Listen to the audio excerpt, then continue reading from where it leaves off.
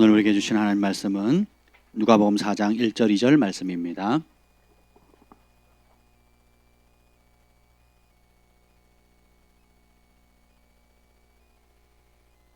누가복음 4장 1절과 2절 말씀 다 찾으셨습니까? 우리가 다 같이 합독하겠습니다. 다 같이 한 목소리로 시작.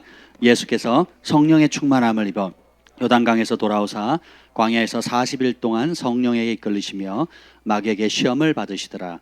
이 모든 날에 아무것도 잡수시지 아니하시더니 날수가 다함에 줄이신지라. 아멘. 성령 하나님 감사합니다. 이 시간에도 주님의 긍휼과 은혜와 예수님의 보혈의 은혜를 구합니다. 그 누가 주 앞에 설 수 있겠습니까?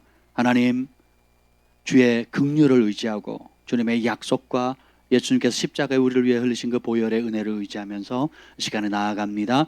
우리의 영혼육을 주의 보혈로 덮어 주시옵소서.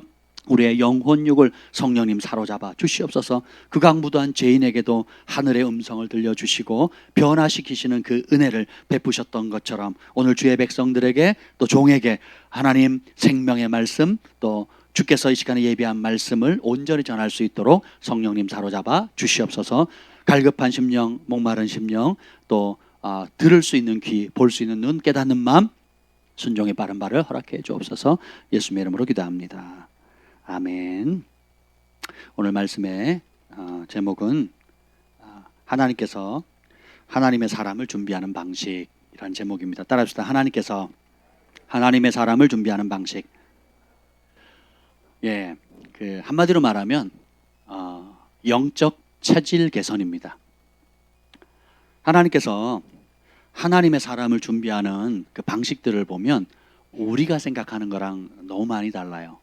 예, 저도 한참 뜨거울 때 또 주로 산에서 기도하고 금식하며 기도하고 그리고 밤이고 낮이고 목이 쉬어서 그리고 또 말씀을 밤낮으로 읽고 성경을 24시간 휴대하면서 심지어 화장실에서 밀어내기 한 판을 할 때도 말씀을 붙들면서 열심히 특심이었던 때가 있습니다. 그때 뭐라 그랬어요? 하나님, 나 준비됐어요. 나 좀 써주세요.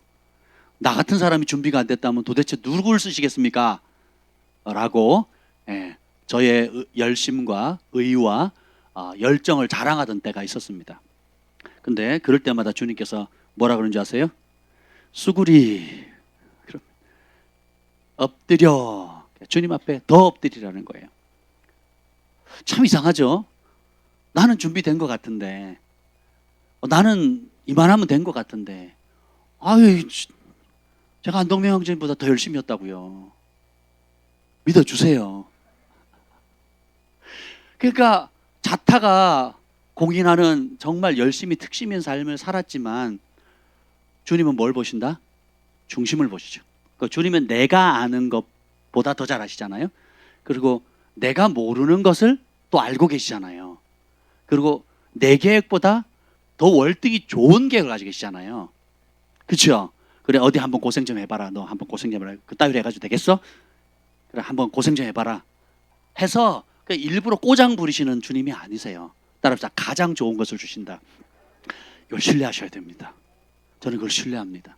내 방식과 달라도 그리고 내가 원하는 곳, 내가 원하는 때, 내가 원하는 자리, 내가 원하는 사람들 또 이런 것이 아니라 할지라도 하나님을 신뢰하는 것, 그걸 굉장히 주님께서 기뻐 보세요. 요셉의 삶을 보세요. 자기가 원하는 방식이었습니까? 자기가 원하는 장소였나요? 자기가 일하고 싶은 곳이었나요? 자기가 가고 싶은 곳이었습니까? 아니잖아요. 다윗은 어떻습니까? 자기가 원하는 자리에 있었나요? 자기가 가고 싶은 곳 갔나요? 아니면 자기가 원하는 때에 이루어졌나요? 성경을 자세히 보세요. 다 그렇지 않습니다. 특별히 하나님께서 기름 부어서 세워서 존귀하게 쓰고자 하는 사람들, 특별히 하나님께서 선지 활동에서 다윗에게 기름 부으면서 네가 왕이다. 얼마나 기분 좋겠어요. 기분 째지는 거죠. 그날로부터 어떻게 해요? 광야 생활을 하는 거예요. 하나님께 꿈을 2번이나 줍니다. 2번은 뭐예요? 확증을 주는 거죠. 요셉에게. 해달별이 절하고 볕단이 절하고, 그죠? 그러니까 꿈을 확 그러니까 신난 거예요. 그러니까 아버지한테 자랑했더니 이제는 아버지도 꾸짖죠. 야, 네가 그럼 내가 네 앞에 절해야 된단 말이야? 아니, 야곱이 어떤 사람입니까? 아브라함과 이삭과 야곱의 하나님이잖아요. 요셉의 하나님 아니거든요. 요셉의 하나님이라고 성경 안 나와요. 아브라함의 하나님, 이삭의 하나님, 야곱의 하나님. 약속을 받은 그 하나님께서 특별한 그 야곱의 하나님인데 이 야곱이 누구한테 절한다고요? 요셉에게 절한대요. 뿐만 아니라 그 12형들이 그 위에 있는 11형들이 절한다는 거죠. 이 말이 됩니까? 안 되죠. 예. 그러니까 우쭐할 때 주님께서 어떻게 합니까? 그래, 맛 좀 봐라 하면서 고생을 시킨 게 아니고 하나님이 뜻하신 바대로 하나님의 사람을 어떻게 준비시키는지 요셉의 삶을 통해서 보여주시는 거예요. 근데 요셉 또 광야의 길을 가죠. 다윗도 광야의 길을 갑니다. 사무엘의 삶을 보세요. 여러분 자녀들이 있잖아요. 지금 이제 예건이가 젖을 뗀 지 오래됐죠. 안 되나요? 예건이 젖을 뗐나요? 분유 먹어요? 그러면 하늘이가 되겠네요. 하늘이는 젖을 뗐잖아요. 분유 안 먹잖아요. 그때 기도원에 보내가지고 집에 못 들어오는 거예요. 우리 예건이가 젖을 떼는 순간, 분유를 떼는 순간 하나님 집에 보내는 겁니다. 그리고 성령 충만한 엘리 제사장이 아니라 아둔하고 눈멀고 그리고 그 자식들은 망나니고, 근데 하나님의 집을 하나님께 약속했기 때문에 그 안나가 젖된 아이를 그냥 보내는 겁니다. 엄마 품에 어떻게 얻은 아들인데 1년 후에 그냥 보내는 거예요. 돌 지난 후에 보내는 겁니다. 이게 말이 돼요? 우리 어머니 그렇게 하실 수 있어요? 우리 어머니들 할 수 있습니까? 저 때문에 그냥 아이들 아이고 혹됐다 그리고 이제 고만 울어 이제 똥기저귀 안 가려도 되네 하고 가라 이럴 부모가 있겠냐고요? 없죠. 근데 보세요. 그러니까 성경에서 여러분 우리 아들에게 사무엘 같은 기름을 부어주세요. 아멘. 아멘이 안 돼요? 다윗의 기름을 부어주세요. 아멘. 요셉의 은총을 부어주세요. 아멘. 알면 못해요. 결과물, 달콤한 열매는 따먹기를 원하지만 하나님께서 그 비전을 이루기 위해서 그 그릇을 감당하기 위해서 어떤 연단의 과정을 겪었고 어떻게 준비시키셨고 그 연단 가운데 어떤 자기를 정결케 하는 것과 그리고 인격의 형성과 연단과 오래 참음과 절망과 지독한 고독함과 외로움과 억울함과 내면에서 인간이라면 겪을 수 있는 모든 것들, 배신감, 그리고 하나님 어디 계시냐고, 하나님 살아계시면 왜 나에게 이런 일이 벌어지냐 하는 일들로 꽉 차 있어요. 예외 있다 없다? 없습니다. 예외가 없어요. 모든 하나님께서 진실하게 쓰는 사람들의 특징을 보면 어디서 훈련시켜요? 네, 광야에서. 그래서 왜 광야 학교냐? 광야에서 제가 이스라엘 갔을 때 제일 두 군데가 기억이 남아요. 기억나는 거 여러 군데 있는데 특별히 기억나는 게 예루살렘 첫 번째 그 감람산에서 예루살렘 동문을 바라보는 그 골짜기를 두고 이렇게 보는데 진짜 지금도 아주 선명히 보면 아주 짠합니다. 두 번째 충격받은 곳이 광야였거든요. 그래서 예루살렘 차로 한 1시간 반인가 정확히 위치는 모르겠습니다. 차로 1시간 반 멀지 않았거든요. 그러니까 조금 이제 가보니까 되게 더워요. 더웠는데 그 광야의 초입에 딱 들은 순간에 생명체가 없어요. 그 영화에서 화성 이런 느낌 있잖아요. 화성의 바람 쉥 부는 이런 느낌이에요. 골짜기도 되게 깊고요. 생명체가 없어요. 그러니까 어떤 경계선을 딱 두고는 이쪽은 그래도 사람 살 것 같은데 저쪽은 아예 생명체가 없는 거죠. 이제 거기서 우리가 바베큐 파티를 하고 예배하고 찬양하면서 했던 기억이 납니다. 근데 첫 번째 느낌이 과연 여기서 사람이 살 수 있을까? 우리가 하루 그냥 광야 체험한다고 가서 예배하고 또 사진 찍고 그 다음에 바베큐 파티 하러 가기는 좋은데 거기서 살라 혹은 거기를 지내라 거기서 40일 동안 금식해라 아니면 그런 곳만 도망 다녀야 된다 17년 동안 여러분 어떻게 하겠어요? 신앙생활 하시겠어요? 코로나 사태로 교회를 2주만 폐쇄해도 교회가 난리가 납니다. 근데 예수님의 이름 때문에 부르심에 순종하기 때문에 광야로 쫓겨난 삶을 17년간 하는 거예요. 적국에도 들어가고 미친 척도 하고 그죠? 그게 하나님의 위대한 사람들을 일으키는 방식인데, 그러니까 예수님의 조상이 누구예요? 다윗이잖아요. 그 다윗의 자손이라고 얘기를 하잖아요. 다윗의 자손은 메시아군데, 그럼 그 다윗은 어떻게 그 다윗이 됐냔 말이에요. 사람의 훈련 방식을 거부하고 하나님의 훈련 방식, 하나님이 준비시키는 그 방식에 순종한 겁니다. 이게 비밀이에요. 근데 여러분들이 신앙생활 하면서 내가 원하는 방식, 그리고 내가 원하는 타이밍, 내가 원하는 사람과 함께, 내가 원하는 어떤 무엇을 원하는 그 고집을 못 버리면, 오늘 찬송했던 것처럼 나는 죽고 주만 살고 나는 없고 주만 있으면 이게 안 돼요. 그러니까 어떻게 돼요? 영의 사람이 아니라 육의 사람이 돼서 짐승의 본능을 따라 사는 짐승처럼 그렇게 살아가는 겁니다. 그럼 오늘 그래서 성경에 광야에서 훈련받은 대표적인 구약의 세 사람과 신약의 구약의 두 사람, 또 신구약을 넘나드는 두 사람을 좀 나누면서 과연 하나님께서 우리를 어떻게 준비시키는가를 좀 나누려고 합니다. 광야가 하면 딱 떠오르는 게 뭐예요? 지독한 외로움이죠. 그리고 저는 광야 갔을 때 처음 딱 드는 질문이 뭐였냐면, 여기서 살 수 있을까예요. 전 추운 게 너무 싫거든요. 추운 걸 지금도 싫어합니다. 저는 더운 게 낫지. 차라리 더우면 물속에라도 들어가면 되잖아요. 추우면 어디 들어갈 데가 없잖아요. 다 연료비잖아. 전기세 내야 되고 뭐 추운 게 싫습니다. 지금도 싫습니다. 군대에서도 혹한 게 너무너무 싫었어요. 하여튼 춥다 그러면 다 싫어요. 그냥 차가운 건 싫어요. 근데 여기 광야에 가보면 일단 추워요. 진짜 춥더라고요. 우리가 그냥 더우니까 늘 이제 반바지 반팔 이렇게 가볍게 하는데 거기 가니까 추워가지고 콧물이 막 찔찔찔 나는 거예요. 아니 그 손바닥 강원도 많은 땅이잖아요. 이스라엘 전체가 강원도만 하거든요. 근데 그 예루살렘 좀 얼마 떨어지지도 않은 곳이 이제 그런 곳이 있는 거죠. 그리고 가장 떠오르는 질문은, 야, 이곳에서 산다면 과연 나는 생존할 수 있을까라는 질문이에요. 생존이 가능할까라는 질문이 딱 들더라고요. 근데 하나님께서 구약에 모세, 오늘 첫 번째 인물을 보면 모세가 나옵니다. 모세를 훈련시킬 때 어디로 훈련시켜요? 미디안 왕국이 아니죠. 미디안 궁궐도 아니고 미디안 핵심 수도 이런 것도 아니에요. 광야거든요. 그 광야로 집어던지는 이유가 아주 심플해요. 광야에서 뭐가 남을까요? 광야에서 이제 생존 모드로 이제 바뀌게 되잖아요. 생존 모드로. 광야에서 집을 짓고 살 수도 없고 계속 이동해야 되잖아요. 그죠? 왜냐면 먹을 게 없으니까 먹을 걸 찾아가야 되잖아요. 짐승도 목초지를 찾아가야 되고, 또 간혹 이제 비가 오거나 여러 이슬이 끼거나 그런 곳을 찾아가야 된단 말이에요. 계속 이동 모드예요. 계속 이동 모드. 앉아가지고 울타리를 치고 광개수를 끌어와가지고 이렇게 정원을 끌고 두바이처럼 그렇게 만들 수가 없잖아요. 그런 상황이에요. 그러면 정말 내가 삶과 죽음 앞에라는 질문 앞에 딱 섰을 때 누가 남는가?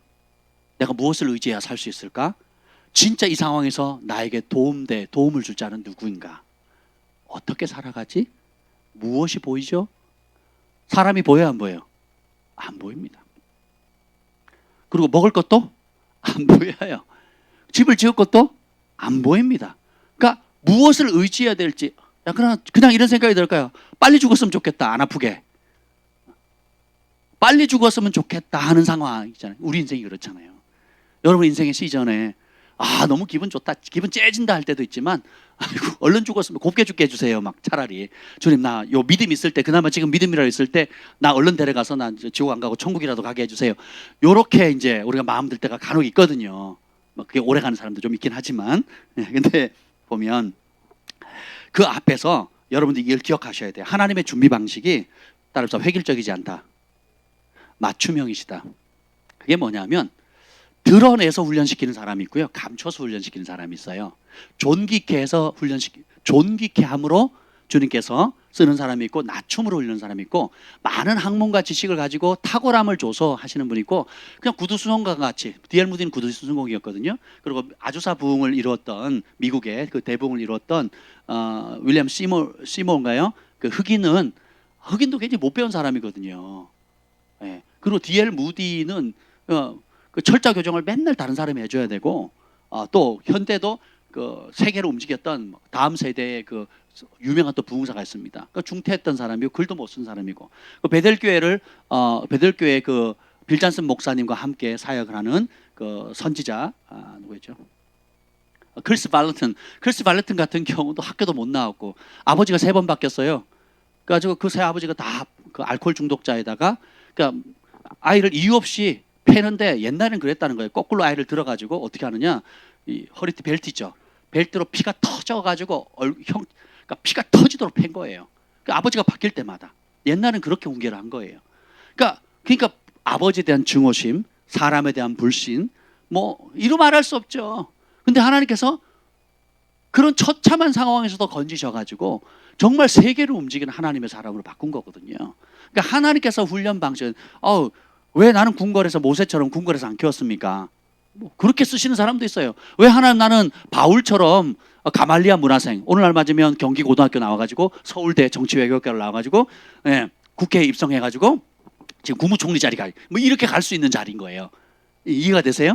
그러니까 바울은 그런 교육을 받았다면 베드로는 배 들었어요. 배를 들어야 배도 타야 되고 배를 들어서 옮겨야 되고 그러니까 하여튼 뭐 그러니까 베드로가 글을 많이 쓰고 싶었지만 이게 딸리니까 베드로 전서 좀 아쉬우니까 후서 이렇게 썼단 말이에요. 그것도 짧게. 바울은 보세요. 내가 짧게 편지하노니 해가지고 15장이에요. 내가 간략히 썼으니 뭐 이래가지고 막 종말로 마지막으로 해놓고 또 몇 장 넘어가요. 그리고 또 다시 종말로 뭐 이렇게 나옵니다. 왜냐면 저랑 비슷한 것 같아요. 끝없이 나와 입만 열면.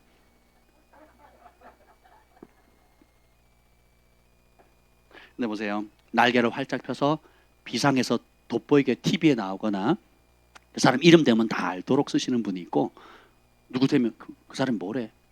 그 사람이 사람이야? 장소야? 물건이야? 뭐 어떤 인간이래? 모를 일이에요. 근데 보세요. 드러났다고 하나님 앞에서도 세상에 드러났다고 하늘나라에서 드러나고 존귀한 게 아니라는 거예요. 세상에 감춰졌다고 하늘나라에서 감춰진 존재가 아니라는 거예요. 이번 수련회 때 빌라델비아 교회가 특징이 뭡니까? 작은 능력, 많은 능력. 작은 능력을 어떻게 해요? 이 말씀을, 이 나의 인내의 말씀을 지켰다 그랬거든요. 근데 에베소 교회는 특징이 뭐예요? 에베소 교회는 바울이 담임 목회를 했죠. 디모데도 담임 목회를 합니다. 아볼로도 합니다. 그리고 요한도예요. 사도 요한도 하고요. 그리고 또 그 위에 또 그러니까 기라성 같은 그 사도들과 하나님의 사람들이 그 에베소가 워낙 전략적으로 중요하거든요. 아시아와 유럽을 연결하는 아주 중요한 위치다 보니까 어마무시한 그래서 칭찬거리가 제일 많아요. 제일 많은데 뭐가 빠졌대요? 안고가 빠졌죠. 이게 뭐예요? 첫사랑 잃어버렸다 그랬죠. 그러니까 다 좋은데 사랑을 잃었어요. 그러면 뭐예요? 다 잃은 거죠. 아무리 좋아도 마음이 없어요. 여러분이 최고의 직장에 가서 고액의 연봉을 받는다 할지라도 그 직장에 마음이 없으면 더 이상 다녀요, 못 다녀요? 못 다니게 되는 겁니다. 아무리 좋은 집, 좋은 위치에 뭐 한 달 이 집이 마음에 안 들어. 이 집이 막 자면 악몽을 꾸고 나 이 집이 싫어. 마음이 떠났어요. 그럼 그 집 어떻게 해야 돼요? 저한테 주시면 돼요. 여러분 고민 제가 다 귀신 쫓아낼 테니까 저한테 주시면 돼. 그 집이 못 살아. 살 수가 없어요, 살 수가. 여러분 자동차도 그렇고요. 여러분이 한때 굉장히 아끼던 거 있죠. 이거 말씀은 BMW. BMW는 자동차가 아니에요. 오토바이예요, 오토바이. 오토바이 2,500, 3,000, 1,600만 원짜리예요. 1,600만 원짜리. 그러니까 막 그것 때문에 돈이 있어서도 아니고 그냥 욱 해가지고 카드를 긁었어요. 자존심 한번 세우려고 전국을 한번 투어하는 해안가를 달리는 꿈을 꾸면서. 근데 은혜를 받았어요. 마음이 떠나버렸어요. 그러니까 어떻게 돼요? 얼마에 파셨다고요? 900에 파셨어요. 할렐루야. 믿음이 부유해지니까 땅의 것이 아무것도 아닌 게 1,600에 샀는데 900에 팔았단 말이에요. 왜? 마음이 떠났거든요. 썩어질 것. 할렐루야. 그리고 하나님 나라를 위해서 제가 그랬거든요. 그때 사줘야 돼요, 말아줘요. 사주세요 그랬어요. 사드리세요. 그리고 토해낼 겁니다. 제가 그랬거든요. 은혜 받으면 토해낼 겁니다. 제가 그랬어요. 그대로 됐죠. 제가 한 예언을 한다니까요. 제가 좀 신령해요. 그대로 됐잖아요. 근데 보세요. 썩어질 것에 1,600만 원을 썼지만 하나님 나라 위해서 적은 액수지만 하나님 나라를 위해서 귀하게 썼잖아요. 그죠? 다른 거예요. 그래서 따라합시다. 사람마다 영적 시즌이 다르다. 왕궁에서 통치하는 사람이 있고요. 아둘람 동굴에 폭 들어가는 사람들이 있어요. 한 교회를 이렇게 섬겨도요. 예, 왕궁같이 통치하는 권세를 가져서 요셉처럼 이미 다윗 왕처럼 자리에 올라서서 하나님의 아름다움과 공의로움과 선하심과 인자하심을 풀어내는 시즌이 있는 사람이 있고, 똑같은 요셉이고 똑같은 다윗인데 지금은 형에게 팔려가지고 철부지처럼 잘난 척하다가, 그래 한번 꿈의 사람이 꿈꾸는 자가 오는도다, 내가 죽음의 고동생에 집어넣을 테니까 어디 살아나나 안 보자고 확 집어넣어서, 왜 이러시는 거예요? 형들 나 왜 이러시는 거예요? 나 요셉이야. 나 동생 요셉이에요. 나한테 왜 이러시는 거예요? 그래 너 잘난 척 했잖니? 뭐예요? 저는 사실을 얘기한 것 뿐인데. 그러면서 구덩이에 던져지는 사람 시즌도 있고, 미친 척, 다윗처럼 미친 척 해야 되기도 하고, 어디로 갈지 모르고 맨날 도망다녀야 되는 사람이 있고, 그런 나를 좋다고 또 쫓아다니는 사람들이 또 붙어 있어요. 같이 책임져야 돼요. 내 몸 하나 가누기도 어려운데 달라붙은 식솔들이 너무 많아. 손가락 빨면서 나만 쳐다보는 거예요. 다 다르다니까요. 다 다르다. 비교하지 말자. 부러워하지 말자. 시기하지 말자. 감사하자. 다 자기 시즌이 있는 거예요. 예건이가 내일 왔는데 벌써 이제 28살이 돼서 왔으면 부모님은 좋아하겠죠. 근데 예건이는 나의 28년 인생 돌려도 이렇게 얘기하는 거예요. 나의 유아기, 그리고 초등학교 때 그 청소년기, 사춘기 돌려도 그러지 않겠냐고요. 우리는 그렇게 하면 편할 것 같은데 예건 입장에서 생각해 보세요. 나의 잃어버린 28년 이러고 그러지 않겠습니까? 그러니까 여러분들이 주 안에 있으면 버릴 게 하나도 없어요. 주님을 신뢰하면 그때는 고통스러운 광야의 시즌이지만 지나고 보면 그 광야의 시즌을 잘 보냈기 때문에 진짜 주님을 만나게 되고, 그 광야의 시즌을 잘 보냈기 때문에 정말 주님이 어떠한 분인지를 알게 되는 거예요. 광야에서만 보이는 게 있어요. 광야에서만 내 성품이 깎이는 것이 있어요. 광야에서만 내가 이전에 인식하지 못했던 수많은 거추장스러운 것들이 무엇인지, 그리고 쓰잘데기 없는 것이 무엇인지를 발견하고, 이 쓰잘데기 없는 것을 내가 그렇게 소중히 여겼구나, 또 반대로 이렇게 소중한 것을 그렇게 가볍게 우습게 여겼구나 라는 걸 깨닫게 되는 겁니다. 그래서 현재 여러분 상황에 하나님 축복하신다고 교만하거나 우쭐하지 마시고, 또 내 뜻과 상황이 맞지 않다고 해서 낙담하지 마십시오. 우월감이나 열등감이나 축계로부터 나온 게 아닙니다. 그래서 내가 어떤 상황인지 지족하는 마음, 자족하는 마음, 이것이 일체의 비결을 배우는 것이 성숙한 하나님의 사람이에요. 그럼 이런 모든 것들을 기억해야 될 질문이 뭐냐면, 하나님 왜 광야를 보내서 광야에서 훈련시키냐? 광야에서 정말 남는 것, 광야에서 정말 가치 있는 것, 광야에서 정말 중요한 게 뭔지를 발견할 수 있다니까요. 그래서 그렇게 보내시는 겁니다. 그래서 모세, 첫 번째 인물이 모세인데, 모세는 출애굽기 2장에 나와요. 2장 한번 볼까요? 간단하니까. 오늘 출애굽기하고 열왕기를 좀 볼 겁니다. 출애굽기 2장 한번 보시죠.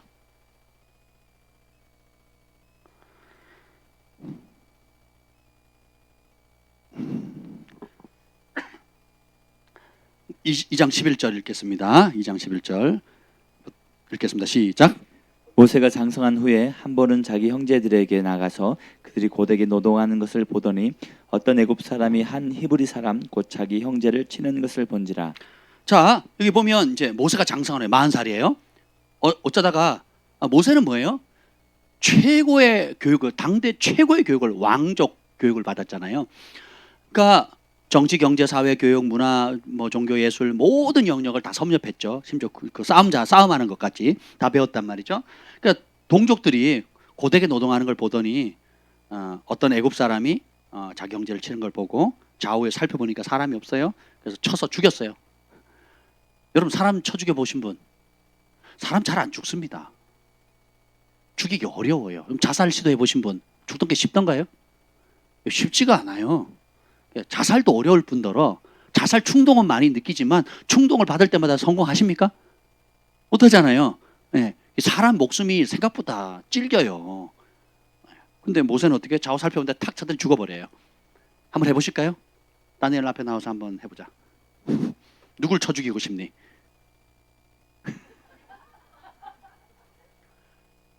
내가 3번 쳐줄 기회를 줄게. 3번 만에 죽일 수 있으면 내가 100만 원 줄게. 이게 쉽게 되는 게 아니에요. 근데 모세는 보세요. 근데 군대에서는 매일 사고사례를 전파하거든요. 아침에 딱 오면 오늘은 어느 부대에서 무슨 일로 어떻게 죽었으니 죽었다. 너네는 그렇게 하지 마라. 이거를 3건 5건씩 얘기를 합니다. 하셨죠? 왜 그러냐? 그렇게 하면 그러니까 열받았는데 고참이 하도 갈구니까 열받아가지고 어떻게 했느냐? 구둣발로 배를 한번 찬 거예요. 근데 명치에 맞았어. 즉사. 이게 사고 아침마다 저희 군대 가면 듣는 얘기입니다. 그러니까 야 하극상 버리지 마. 아무리 참더라도 욱 참아가지고 하지 말고 뭐 소원수리를 쓰든 소대장을 찾아가든 이렇게 하라고 얘기를 합니다. 그리고 고참들한테는 야 니네 까불다가 네가 갑질하다가 한 방에 갈 수 있어. 그러니까 조심해. 근데 그게 왜 한 번에 죽느냐? 한 번에 왜 죽냐? 그러면 혈기와 분노가 꽉 차 있기 때문에 그렇거든요. 그러니까 독을 품는다 그러잖아요. 독을 품고 있기 때문에 그냥 나는 꾹 잡다 한 방에 빵 치는데 그냥 가는 거예요. 그러니까 모세가 그 정치 권력의 최절정에 있는 그 애굽 사람들 보기에는 야 대통령 아들이래. 자기 뭐 적어도 왕자들 가운데 뭐 대통령 왕은 되지 못할지라도 거기에 봉건 영주라도 될 수 있어. 뭐 되게 부러워하는 자리잖아요. 근데 현실은 그 조선왕조실록이나 뭐 정치사나 뭐 우리나라 한국의 그 정치 역사나 다 보세요. 정권 바뀌면 어떻게 됩니까? 다 죽어나가는. 그리고 왕들이 그 아들들 가운데 배다른 형제들이 쫙 있으니까 자기 왕권을 유지하기 위해서 김정은처럼 어떻게 해요? 다 죽이는 거예요. 뭐 지금도 그런데 뭐 고대 사회는 말할 것도 없죠. 거기다가 자기는 서자잖아요, 서자. 그리고 히브리 사람의 배경 없는 거죠. 그러니까 이게 보이지 않는 성경 기록되지 않지만 이 한 번의 사건을 볼 때 뭐가 있어요? 혈기로 가득 차 있죠. 그리고 이제 40살이 돼 보니까 분위기 파악이 되거든요. 따라서 내가 할 수 있다. 이걸로 꽉 찬 거예요.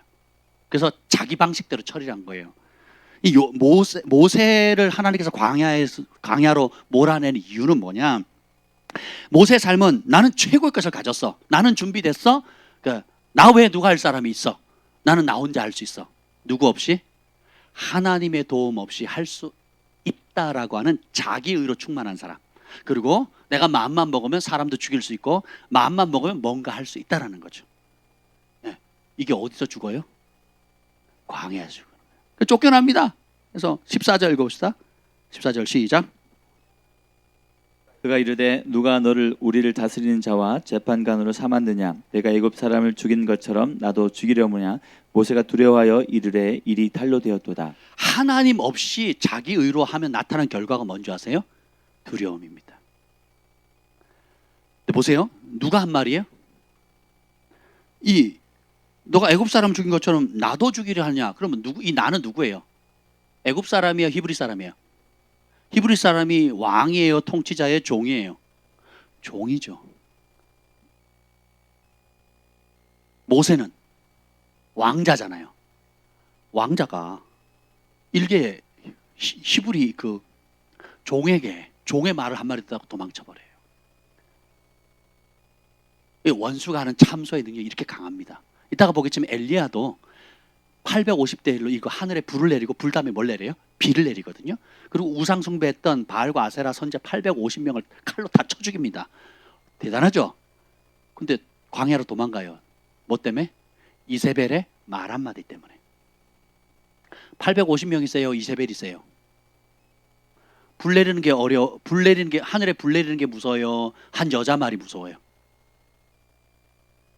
여자 말이 무서워요. 살아보면 알아. 어디 갔어 우리 총각들. 견재야 살아보면 안단다. 할 때 잘해. 잘 모르겠으면 우리 집에 와봐. 분위기 파악을 할 수 있어. 이 이세벨의 영은 주의 종들을 죽이는 영이거든요. 불을 내리고 비를 내리고 3년 반의 기근을 멈추고 그리고 바알과 아세라 선지자들을 다 죽이고 그러자 내가 하나님의 종된 것과 내가 하는 일이 하나님께서 하시는 일인 것을 백성들로 알게 해주시고 그 북이스라엘 백성들이 다 봤잖아요. 그럼 누가 건드리겠냐고. 누가 건드리겠냐고요. 제가 하늘에 불 내렸어요. 그럼 여러분 제 건드리겠어요? 그렇죠? 3년 반 동안 기근이 있을 때 제 기도 한마디로 비가 내렸다 저를 건드리시겠냐고요. 아니잖아요. 두려워서 못 건드리거든요. 근데 그 엘리야는 거기에 무너집니다. 뭐 때문에? 여자의 말 한마디 때문에. 그 여자는 무서운 존재예요. 돕는 배필이잖아요. 돕는 배필이 선한 일에 돕지 않으면 어떻게 해요? 악한 일에 돕거든요. 무서운 겁니다. 그 아하방도 쩔쩔매잖아요. 아하방도. 나봇의 타작마당도, 예, 그 포도원도, 그죠? 지는 막 쩔쩔매는데 여자 말 한마디에 죽여버려. 그래서 계략을 써가지고 싹 해버리잖아요. 무서운 겁니다, 여러분. 그래서 여러분이 가지고 있는 능력, 우리 여성들 이 마지막 때에 하나님께 존귀하게 세우실 것인데, 하나님께 사로잡히면 드보라처럼 쓰일 것이고 마리아처럼 쓰일 거고 미리암처럼 쓰일 거예요. 왜 아멘 안 하세요? 아멘. 근데 그 하나님께 사로잡힌 것들을 버리고 미움과 자기 욕심과 그 조종과 이런 걸 사로잡히게 하면 이세벨처럼 쓰이는 거예요. 바벨론 음료처럼 쓰이는 거예요. 동전의 앞뒷면과 같은 거예요. 한 배에 낳는데 가인과 아벨이 낳고요. 한 배에서 쌍둥이 태가 태어났는데 에서와 야곱이 낳거든요. 한 아버지 아브라함에게 있었지만 똑같은 여자에게 낳는데 이스마엘이 나고 이삭이 나는 거거든요. 우리가 정신을 바짝 차려야 될 것입니다. 그래서 이 모세의 삶을 통해서 광야 훈련을 시킨 이유는 뭐냐면 하나님 없는 삶, 그리고 하나님을 거부한 삶, 그래서 자기 의와 자기 혈기로 누구의 도움 없이 내가 할 수 있다고 하는 그 자기 의가 빠지는 것이에요. 그래서 광야 미디안 40년 동안 갔더니 누가 알아줘요? 이집트 사람이 왔대. 이게 다예요.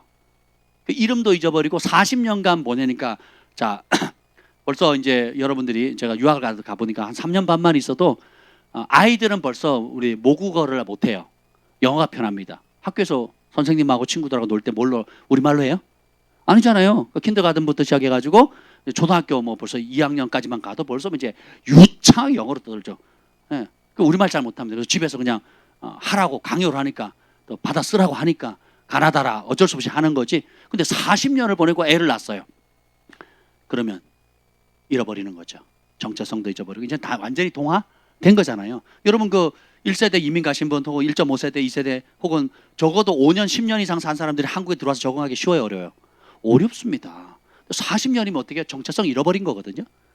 그래서 따라합시다. 힘 빼는 작업. 내 자아가 죽는 시기예요. 이게 하나님 훈련 방식이에요. 네가 할 수 있다고 했을 때는 어디 한번 해봐라. 결국은 뭐예요? 두려움이거든요. 그래서 바로의 낯을 피해서 도망했다 이렇게 나옵니다. 근데 그 40년 동안 자기가 자기의 혈기가 다 빠져. 이제는 모세 하면 누가 알아줘요? 모세가 누구래? 못 센다는 뜻이야? 못 세? 아무도 몰라줘요. 그때 주님이 찾아오시죠. 네. 그때 주님, 내가 죽었을 때, 내 힘이 빠졌을 때, 내 방식, 애굽에서 배웠던 통치 방식, 애굽에서 배웠던 부흥 방식, 애굽에서 배웠던 모든 그 내 동족을 위해 줄 수 있는 좋은 방식이 말 한마디에 그냥 다 무너지는 거거든요. 원수의 그 참소는 이루 말할 수가 없어요, 여러분. 그래서 말 조심하셔야 됩니다. 그리고 말을 잘 분간해서 들으셔야 돼요. 우리 남자들은 여자들 말 잘 분간해서 들으셔야 돼요. 우리 여자들은 내가 이것이 하나님의 말씀 안에서 축복하는 말인가 살리는 말인가를 굉장히 주의하셔야 돼요. 그죠? 그 누구죠? 다윗의 그 아내 중에 한 사람이 누구죠? 아비가일이죠. 아비가일인가요? 아비가일 맞아요? 아비가일이 맞나? 그 자리 그 남편이 아주 못된, 맞죠? 나발? 네, 나발. 예, 다윗이 지켜줬는데 추수 때에 당연히 지켜준 사람에게 그 기쁨을 나눠야 되는데 달라 그랬더니 안 주겠다. 다윗이 네가 뭔데? 그러니까 이제 다윗이 병사를 끌고 죽이러 갈 때 아비가일이 오죠. 그래서 아비가일이 어떻게 해요? 이제 지혜로운 말을 하죠. 지혜로운 말을 합니다. 그리고 어떤 성이 또 둘러싸여서 무너지기 직전에 다 초토화시키러 가니까 거기에 지혜로운 한 무명의 여인이 등장해서 어떻게 해요? 그 성 전체를 살리죠. 그죠? 또 어떤 왕이 도망왔을 때 그 왕의 관자놀이의 말뚝을 받은 사람이 누구예요? 누구요?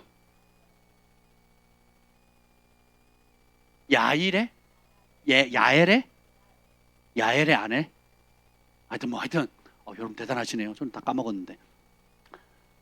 성경에 나타나는 인물들이 하나님의 섭리를 알게 될 때 얼마나 존귀게 되고, 또 반대로 그 하나님의 뜻을 거부했을 때, 그러니까 남자도 위대하지만 여자는 더 위대해요.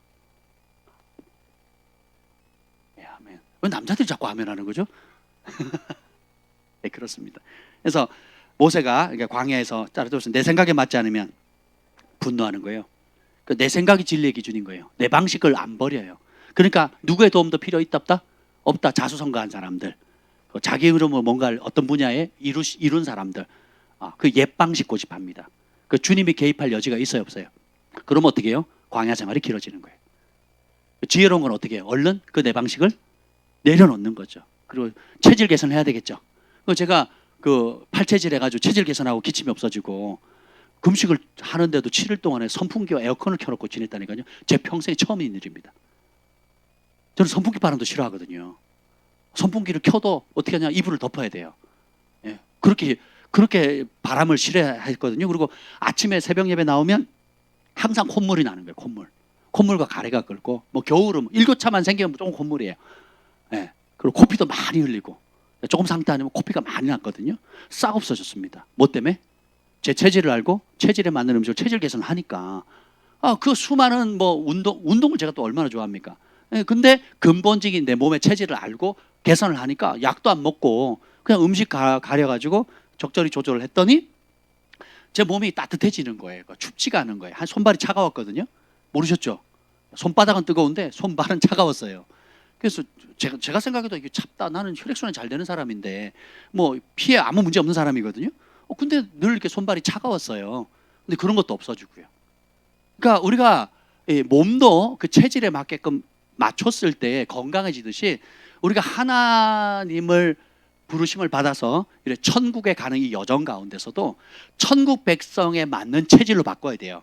영적 체질 개선이 필요하다는 거죠. 그래서 모세를 하나님이 이스라엘 역사상 세계사의 전무후무한 이스라엘 백성들 한 민족을 통째로 끄집어내서 구출한 역사는 없습니다. 세계사에. 근데 모세는 그 일을 하거든요. 근데 그 일을 하기 위해서 주님께서 다룬 작업이 뭐예요? 힘 빼는 거예요. 힘 빼는 거. 자기의 탁월함을 내려놓는 거예요.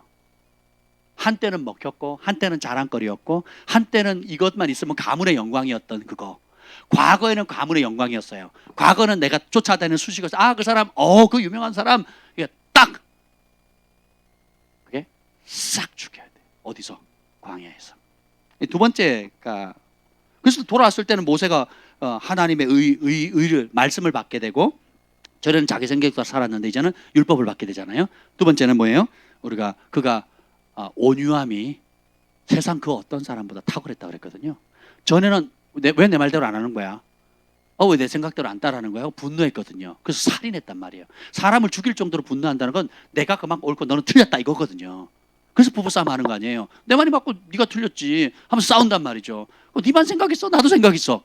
그건 네 생각이지 하고 막 서로 자기 생각을 놓지 않으니까 싸움이 계속 일어나는 거. 자녀 교육 문제나 재정 문제나 뭐 어쨌든 그렇죠? 예, 이런 싸움들이 있는 거죠. 근데 이렇게 혈기 많았던 모세가 하나님이 비켜 이스라엘 백성 다 쓸어버리고 너랑 나랑 단둘이 시작하자 할 때도 어떻게 해요? 맞아요 하나님 나도 힘들었어요. 주님 제 마음 아시는군요. 쓸고 새로 시작합시다. 우리 같으면 이렇게 했을 텐데 어떻게 합니까? 중재하거든요. 그리고 어떻게 해요? 긍휼히 여겨달라고. 주의 백성입니다. 광야에서 죽이면 이 크고 놀라운 기적을 행하신 주님의 이름이 열방 가운데 수치가 됩니다. 이 백성 앞뒤를 분간하지 못합니다. 불쌍히 여겨달라고. 왜요? 주님의 마음을 알아가게 되거든요. 그러니까 온유한 게 잘 참는다 이런 뜻이 아니에요. 온유하다는 것은 주님이 어떤 분인지를 아는 거예요. 그 마음을. 그리고 주님이 통치하신다. 주님이 공의롭게 재판하신다. 그래서 주님께 맡기는 거예요. 내가 우기지 않아도, 내가 내 주먹을 휘두르지 않아도, 내가 옳다고 우기고 팍팍 핏대를 세우면서 목소리를 내놓지 않아도 하나님 다 보신다, 아신다. 하나님의 때에, 하나님의 방식으로 하나님이 갚아주신다. 그러니까 어떻게 해요? 평강이 오는 거예요. 평강이 오는 거죠. 근데 그걸 못 보니까 하나님도 안 알아주고 사람도 몰라주고 나는 당하는 거예요. 오히려 내가 피해자인데 가해자인 것처럼. 오히려 내가 손해봤는데 막 저 사람이 모든 걸 쏟아니까 가만히 있겠어요? 가만히 있냐고! 이렇게 하는 거죠. 근데 아니다. 주님이 아신다, 보신다, 함께 하신다. 그리고 나는 주님이 정하신 그 방식대로 다루겠다. 다윗이 거기서 승리했거든요.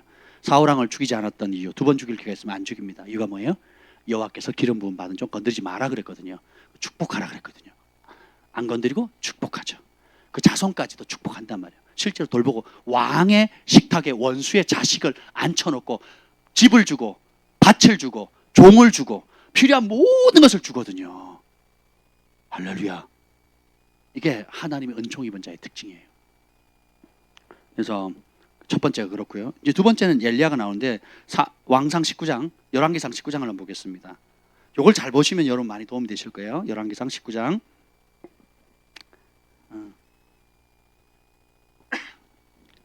이제 엘리야 이야기가 쭉 나오는데 여기 보면 엘리야가 하는 말이 나옵니다. 이제 이세벨 얘기 때문에 도망치죠. 그러면서 이제 3절 4절 읽어보겠습니다. 3절 4절 시작. 그가 이 형편을 보고 일어나 자기의 생명을 위해 도망하여 유다에 속한 브엘세바에 이르러 자기의 사환을 그곳에 머물게 하고 자기 자신은 광야로 들어가 하룻결쯤 가서 한 로뎀나무 아래에 앉아서 자기가 죽기를 원하여 이르되 여호와여 넉넉하오니 지금 내 생명을 거두시옵소서. 나는 내 조상들보다 낫지 못하니라 하냐. 자, 여기 보면 자기를 위하여, 자기 생명을 위하여, 그리고 계속 자기가 나옵니다. 자기가 죽기를 원하여. 나는, 자기 자신은 자기의 생명을 위해 도망하고 자기의 사원을, 그러니까 계속 초점이 어디가 있어요? 자, 그 앞장은 뭐예요? 하늘에 불을 내리거든요. 그리고 기근을 멈추는 그 비를 내리고, 그러니까 불과 비를 내리고, 그리고 이스라엘을 잘못된 길로 인도했던 850명의 바알과 아세라산을 단칼에 다 배 죽였단 말이죠. 그 다음 장면에 2절에 그렇게 초점이 바뀌어진 계기가 뭐예요? 누구의 소리를 듣는 거예요? 2절 읽어보겠습니다. 시작. 이세벨이 사신을 엘리야에게 보내어 이르되 내가 내일 이맘때에는 반드시 내 생명을 저 사람들 중 한 사람의 생명과 같게 하리라. 그렇게 하지 아니하면 신들이 내게 벌 위에 벌을 내림이 마땅하니라 하니라. 자, 한번 생각해 보세요. 곰곰이 생각해 보세요. 이 위대한 선지자가 무엇에 무너집니까? 말 한마디거든요. 자, 이세벨이 사신을 엘리야에게 보내요. 이세벨이 군대를 엘리야에게 보낸 게 아닙니다. 누굴 보내요? 사신 전령을 보낸 거예요. 전령. 소식을 전하는 사람. 뭐라고 합니까? 내일 이맘때 하루 후에 네가 850명 죽였지? 내 종들 죽였지? 나도 너 죽일 거야. 라고 했어요. 자, 보세요. 이세벨이 그렇게 할 능력이 있으면 사신을 보내야 돼요? 군대를 보내야 돼요? 근데 사신을 안 보내고 뭘 보내요? 전령을 보내거든요. 이게 원수의 계략입니다. 사단의 또 다른 이름이 뭐예요? 밤낮으로 참소하는 자라 그랬죠. 그럼 그 참소를 받아들이는 순간 어떻게 해요? 그 위대했던 종도 어떻게 해요? 무너지거든요. 그리고 두려움에 빠져서 차라리 죽네, 자기 생명을 위해서 도망했대요. 아니 850명 앞에는 당당히 맞붙자 해놓고 가놓고는 여자 말 한마디 어떻게 해요? 쫄아갖고 자기 목숨 부지하려고 도망. 야, 850명 앞에 서는 게 어려워요. 아합 왕과 850명 선지 앞에 서는 게 어려워요. 아니면 여자의 말 한마디 앞에 서는 게 어려워요. 850명이 더 어렵죠. 그렇잖아요. 아합 왕도 있고 백성들도 있고 다 쳐다보는 거 아니겠습니까? 결판하자. 이게 더 어렵지. 사단이 아담과 하와를 무너뜨린 것도 세치혀거든요.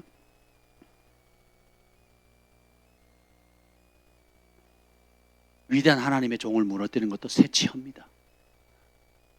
지옥에서 나오는 불이라 그랬거든요. 그러니까 우리가 살릴 수도 있고 죽일 수도 있고 절망에 빠진 사람을 건져낼 수도 있고 위대한 하나님의 사람을 한순간에 도망자 신세로 차라리 죽여달라고 계속 이 얘기를 합니다. 여기서 주님께서 하나님의 사람을 훈련시키는 방식을 볼 수 있는데 이겁니다. 이게 뭐냐면 그래서 이 엘리야가 영적 탈진이 오죠. 그리고 엘리야 증후군이라는 표현이 나올 정도로 나밖에 안 남았어요 이러고 있거든요. 나밖에 없어요. 가만히 생각해 보세요. 자, 이스라엘에 엘리야 외에 하늘에 불 내릴 사람이 있어요 없어요? 그 전에도 그 이후에도 그 말이 맞는 말이 틀린 말이에요. 맞는 말이에요. 나밖에 그런 사람, 그리고 850명 앞에 당당히 서가지고 한판 붙자고 담대하게 얘기할 선지자도 없어요. 그 전에도 없었고 그 이후도 없어요. 그러니까 지 생각에는 맞는 말이 틀린 말이에요. 이게 문제예요. 따라서 내 생각엔 옳은데 하나님은 다르게 보시는 거예요. 왜 그러냐? 자기가 불 내렸어요? 자기가 비 내렸습니까? 자기가 계획했어요? 850명이랑 단판 짓자고 자기가 결정한 거예요? 누가 한 겁니까?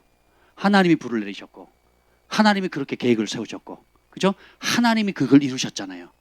나 같은 사람 그렇게 쓸 수 있다면 다른 사람도 쓸 수 있다는 거죠. 근데 그 초점이 하늘의 왕께 초점을 안 맞추고 땅에, 왕도 아니에요, 그 왕비가 하는 그 말에 시선을 빼앗기니까 도망자 신세가 되고, 그 선지자의 부르심의 자리에서 그냥 도망 피해 하고 차라리 나를 죽여주세요 하는, 아니 이게 말이 되냐고. 어제는 전 국민이 보는 앞에서 불을 내리고 비를 내렸단 말이죠, 왕 앞에서. 근데 오늘은 어떻게 돼요? 하룻밤 지난 다음에 어떻게 돼요? 죽여달라고. 그리고 도망갑니다. 이런 질문을 할 수 있어요.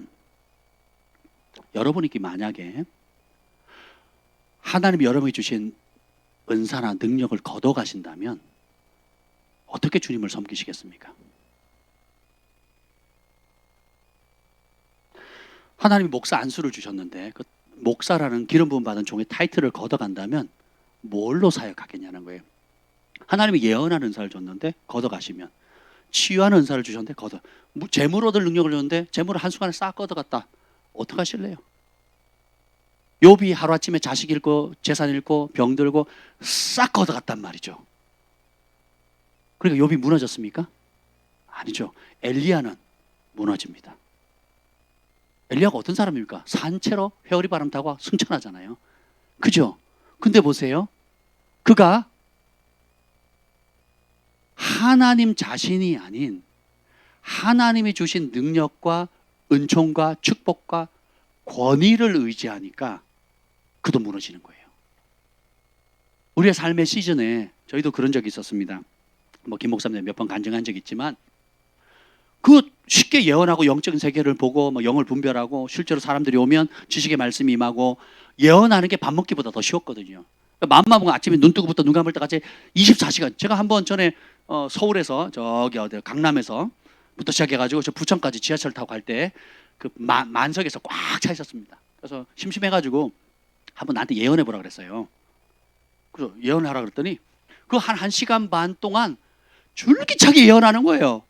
그래서 그 잠실 그쪽부터 시작해가지고 신도림까지 오는 게 얼마나 멉니까? 그 신도림에서 갈아타가지고 부천까지 오고 부천에서 내려서 버스 타고 들어가야 되는데 그 버스 탈 때까지 하는 거예요. 그래서 제가 뭐라 그러는지 그만하라고.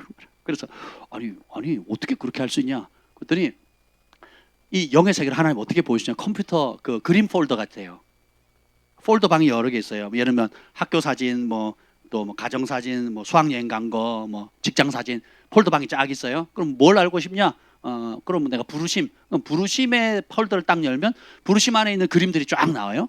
그럼 그걸 설명하면 그 중에 또 그 부르심 중에 국제 사역, 국내 사역, 혹은 또 하나님 회개할 거, 다뤄야 될 문제, 또 필요한 재정, 또 어떤 사역을 할 건지, 또 질문을 클릭하면 계속 하나님께서 마치 이제 영화에서 보면 그 어벤져스나 이렇게 그 아이언맨 보면은 그 주인공이 틱 누르면 쫙 자비스 하면 딱 뜨잖아요. 그런 식으로 쫙 하는데, 어휴 대단하죠. 지금도 똑같아요. 지금도 그렇게 하는데 문제는 뭐냐? 그런데 어느 순간 주님께서 그걸 싹 걷어가 버리시는 거예요. 어느 순간에. 그 질문하는 거죠. 그 능력을 누가 준 거예요? 내가 너무 익숙하다 보니까, 너무 오래 하다 보니까 내 건 줄 착각해요. 그리고 내 몸의 일부라고 생각하는 거죠. 처음 받을 때는 근데 익숙해지니까 어떻게 돼요? 내가 하나님을 의지하는 게 아니라 뭘 의지해요? 하나님 주신 은사와 능력을 의지하는 거예요. 싹 어느 기간 동안 싹 걷어가니까 이것처럼 막 쥐어 짜내야 되니까 누가 그걸 알고 기도 받으러 오거나 상담을 요청하는데 해줄 수 있어요, 없어요? 없는 거죠. 그때 주님이 질문하신 거예요. 내가 너에게 준 은사, 귀한 선물을 줬는데 걷어가면 넌 뭘로 나를 섬기겠니?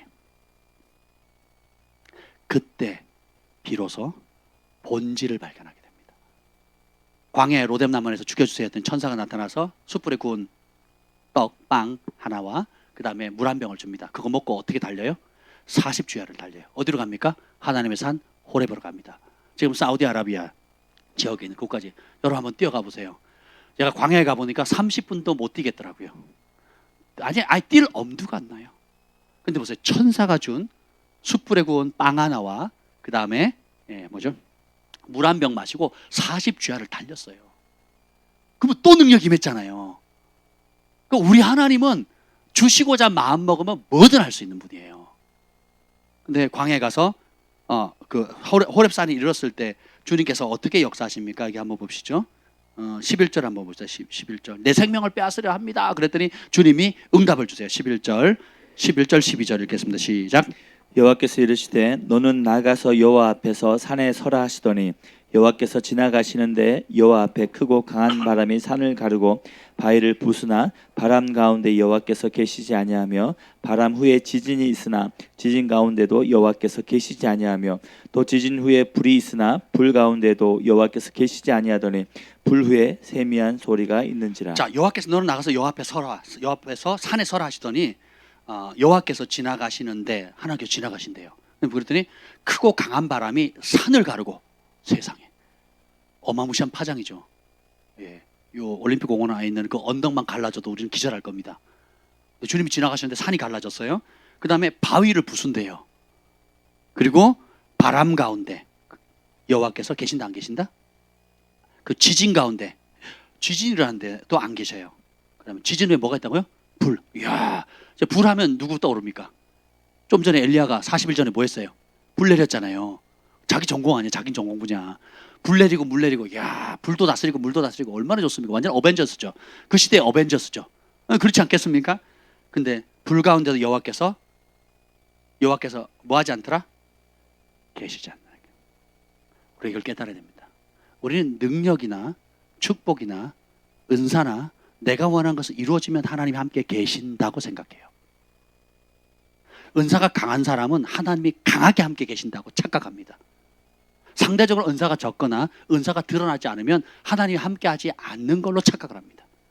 물질의 복을 많이 받으면 하나님의 축복을 많이 받아서 많이 사랑하고 가까이 계신다고 착각해요. 라오디게아 교회가 그랬고 그 다음에 사대 교회가 그랬죠. 물질의 복을 많이 받았어요. 나는 부자라 부족함이 있다 없다? 그러니까 주변의 사람들 보면 우리는 선풍기 돌리고 있는데 어떤 교회는 매립형으로 해가지고 에어컨 빵빵할 이게 마감재를 건물의 마감재도 막 수억 대 들여가지고 스피커도 억대 단위 스피커를 씁니다. 막 그런 교회 갖고 싶지 않습니까, 여러분? 그런 사무실, 그런 직장, 그런 집 갖고 싶지 않겠습니까? 그런 복을 받으면 어떻게 되겠습니까? 행복하겠죠? 라오디게아 교회가 그런 복을 받았단 말이에요. 근데 주님이 너 벌거벗었다 그러거든요. 벌거벗었다 그래요. 주님이 보는 게 완전히 달라요. 이게 복음입니다. 근데 보세요. 우리는 그런 복을 받으면 하나님이 가까이 계신다고 생각해요. 불을 내리거나 물을 내리거나 그리고 온갖 기적과 이적과 능력이 나타나면 하나님이 함께하는 사람이다. 짱이다. 근데 그게 언제 빠져요? 그 거품이? 어디서? 광야에 사람이 있어요 없어요? 없죠. 누가 알아줘요 안 알아줘요? 안 알아주죠. 뭐만 남아요? 뭐만 보여요? 주님만 보이는 거예요. 너에게 준 축복, 집, 자녀, 건강, 사업장, 통장의 잔고들, 유업받은 유산으로 물려받은 여러 가지 것들, 내가 너에게 준 재능과 은사들, 내가 어느 순간 걷어간다면, 우리 주님은 은사와 부르심을 후회함이 없기 때문에 그러진 않으시지만 어느 순간 걷어간다면 여러분은 무엇으로 주님을 섬기시겠습니까? 그때 하나님께서 이 엘리야를 통해서 그 광야에서 가르치는 게 뭐예요? 하나님이 계시지 않은데 불 후에 뭐가 있다고요? 세미한 소리가 있는지라. 하나님은 철저하게 관계 중심의 하나님이세요. 우리에게 축복을 주십니다. 물질을 주세요. 존귀케 하시고 또 자녀들에게 복되게 합니다. 교회도 축복하시고 많은 좋은 것들을 주세요. 하늘에 속한 모든 신령한 복 몇 가지? 모든 신령한 복을 아낌없이 주시는 분이에요. 독생자도 아끼지 않으셨는데 내가 무엇을 아끼겠느냐? 여러분이 살아가면서 어떤 어려움이 있을 때 그 사람을 살리기 위해서 자기 자식을 내어준 사람이 있습니까? 여러분 친구가 어렵다고 내 자식 내어주시겠어요? 다른 사람이 어렵다고 내 자식 내어주겠냐고요? 그런 부모 없습니다. 부모 사랑하니까 아무리 우리 나은이가 미워도 못된 짓 하고 설거지 안 해도 밉다고 남 살리려고 우리 나은이 죽여주세요 하고 하지 않으실 거죠? 네, 못한대요. 다행인 줄 알아 너는. 그런 부모가 없는데 우리 주님은 그렇게 하셨거든요. 하나님 아버지는. 그러니까 아들과 줬는데 나머지 만물이 다 너희 것이다고 이미 성경이 약속했단 말이죠. 근데 우리는 뭐에 속아요? 주님보다 주님이 주신 것에 마음이 더 뺏겨요. 그것이 물질적이고 현실적인 도움이든 심지어 따라서 영적인 은사든. 그래서 영적인 은사를 숭배하는 거예요. 영적인 능력을 숭배하는 겁니다. 네, 그것이 아무 가치 없다는 게 어디서 드러나요? 도시 속에서 큰 대형 교회에서 수많은 청중이 따르는 곳에는 안 드러납니다. 어디서 드러나요? 광야에서 드러나요. 그럼 진짜 중요한 게 뭐가 남아요? 하나님만 남아요. 하나님만. 뭐만 남아요? 그분의 세미한 음성만 들리는 겁니다. 그랬더니 뭐라 그래요? 나밖에 없습니다. 그러죠. 14절 봅시다. 14절 시작. 그가 대답하되 내가 만군의 하나님 여호와께 열심히 유벌하오니 이는 이스라엘 자손이 주의 언약을 버리고 주의 제단을 헐며 칼로 주의 선지자들을 죽였음이오며 오직 나만 남았거늘 그들이 내 생명을 찾아 빼앗으려나이다. 자, 이게 다 사실이죠. 실제로 나만 남았다고 생각한 것은 정상적이에요. 근데 정말 그 우상 앞에 절하지 않고 남은 사람이 엘리야뿐이었냐? 그렇지 않죠? 18절 읽어보자. 18절 시작. 그러나 내가 이스라엘 가운데 7,000명을 남기리니 다 바알에게 무릎을 꿇지 아니하고 다 바알에게 입맞추지 아니한 자니라. 따라합시다. 내가 아니면 안 돼. 이게 죽어야 돼요. 내가 아니어도 할 사람 많습니다. 제가 군대 가기 전에요, 인천에 있는 한 교회를 섬겼습니다. 성가대 5개를 다 했어요. 제가 메인 성가대부터 시작해가지고 청년 찬양팀, 그리고 심지어 뭐 여자들만 따로 이렇게 여선교회에서 하는 또 있어요. 5개, 그러니까 교회 전체에 있는 모든 성가대를 다 맡았고요. 학생부, 그다음 주일학교 교사, 그리고 양육. 그러니까 일주일에 4일을 교회에서 살았어요. 수요일, 금요일, 토요일, 주일. 그래서 교회에서 자면서, 아니면 교회 주변에 있는 우리 그 자취하는 우리 청년 회장님 방에서, 진짜 쪽방이거든요. 2사람 누우면 딱 맞는, 진짜 초라한 방이에요. 진짜 초라한 방. 2사람 누우면 딱 맞는 그 방에서 지내면서 이제 거기서 양육도 하고 뭐 그랬던 기억이 납니다. 그러니까 그리고 제가 맡은 부서마다 학생부 중에 분반 공부하면 학생부 분반 공부, 다른 분반은 3명, 4명입니다. 10명을 맡겨주면 1명으로 만들어버리는 은사들이 있어요. 다른 선생님들은. 그건 저는요, 3명을 맡겨줬는데요, 20명으로 들어가요. 20명이. 전부 다 무릎 꿇고 앉아가지고요, 제가 막, 너네 귀신 들린 사람 눈 봤어? 꼭 너네 같아. 이러면서 똑바로 들어? 초점도 없고 말이야. 하면서 이제 분반 공부가 거의 고문 수준이죠. 저도 무릎 꿇거든요. 선생님이 무릎 꿇는데 얘네들 무릎 꿇어. 그래가지고 무릎 꿇고 이제 양육. 좋은 줄 아세요? 여러분 무릎 꿇고 안 듣는 거 감사한 줄 아세요? 제가 철이 들어서 이제 좀 참는 거죠. 그랬다면 우리 주일학생도 마찬가지. 그리고 이제 그렇게 분반 공부 그렇게 하고, 또 아이들은 따로 불러가지고 이제 훈련 받기를 원하는 사람, 제가 봤을 때 키우면 좋겠다는 사람들은 아이들을 뭐 3명, 5명 이렇게 늘렸습니다. 해보니까 괜찮아요. 그래서 우리 주일학교도 해야겠다. 주일학교 분반에 그 제일 많은 분반이 누구였을까요? 또 저희 반이었어요. 왜냐하면 제가 시간 내주고 함께 해주고 들어주고, 또 그리고 토요일 날 따로 불러내가지고 또 양육도 하고, 그래서 주일학생까지도 양육을 했어요. 한 번 하면 몇 시간? 3시간이. 무릎 꿇어. 선생님 무릎 꿇는데 니네도 무릎 꿇어야지. 그렇지 무릎 이제 저도 아파요. 막 일을 하지만 그래도 어떡하겠어.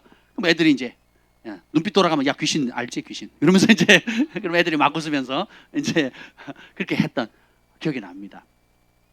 근데 이제 군대를 가야 되잖아요. 그러니까 제가 아찔하더라고요.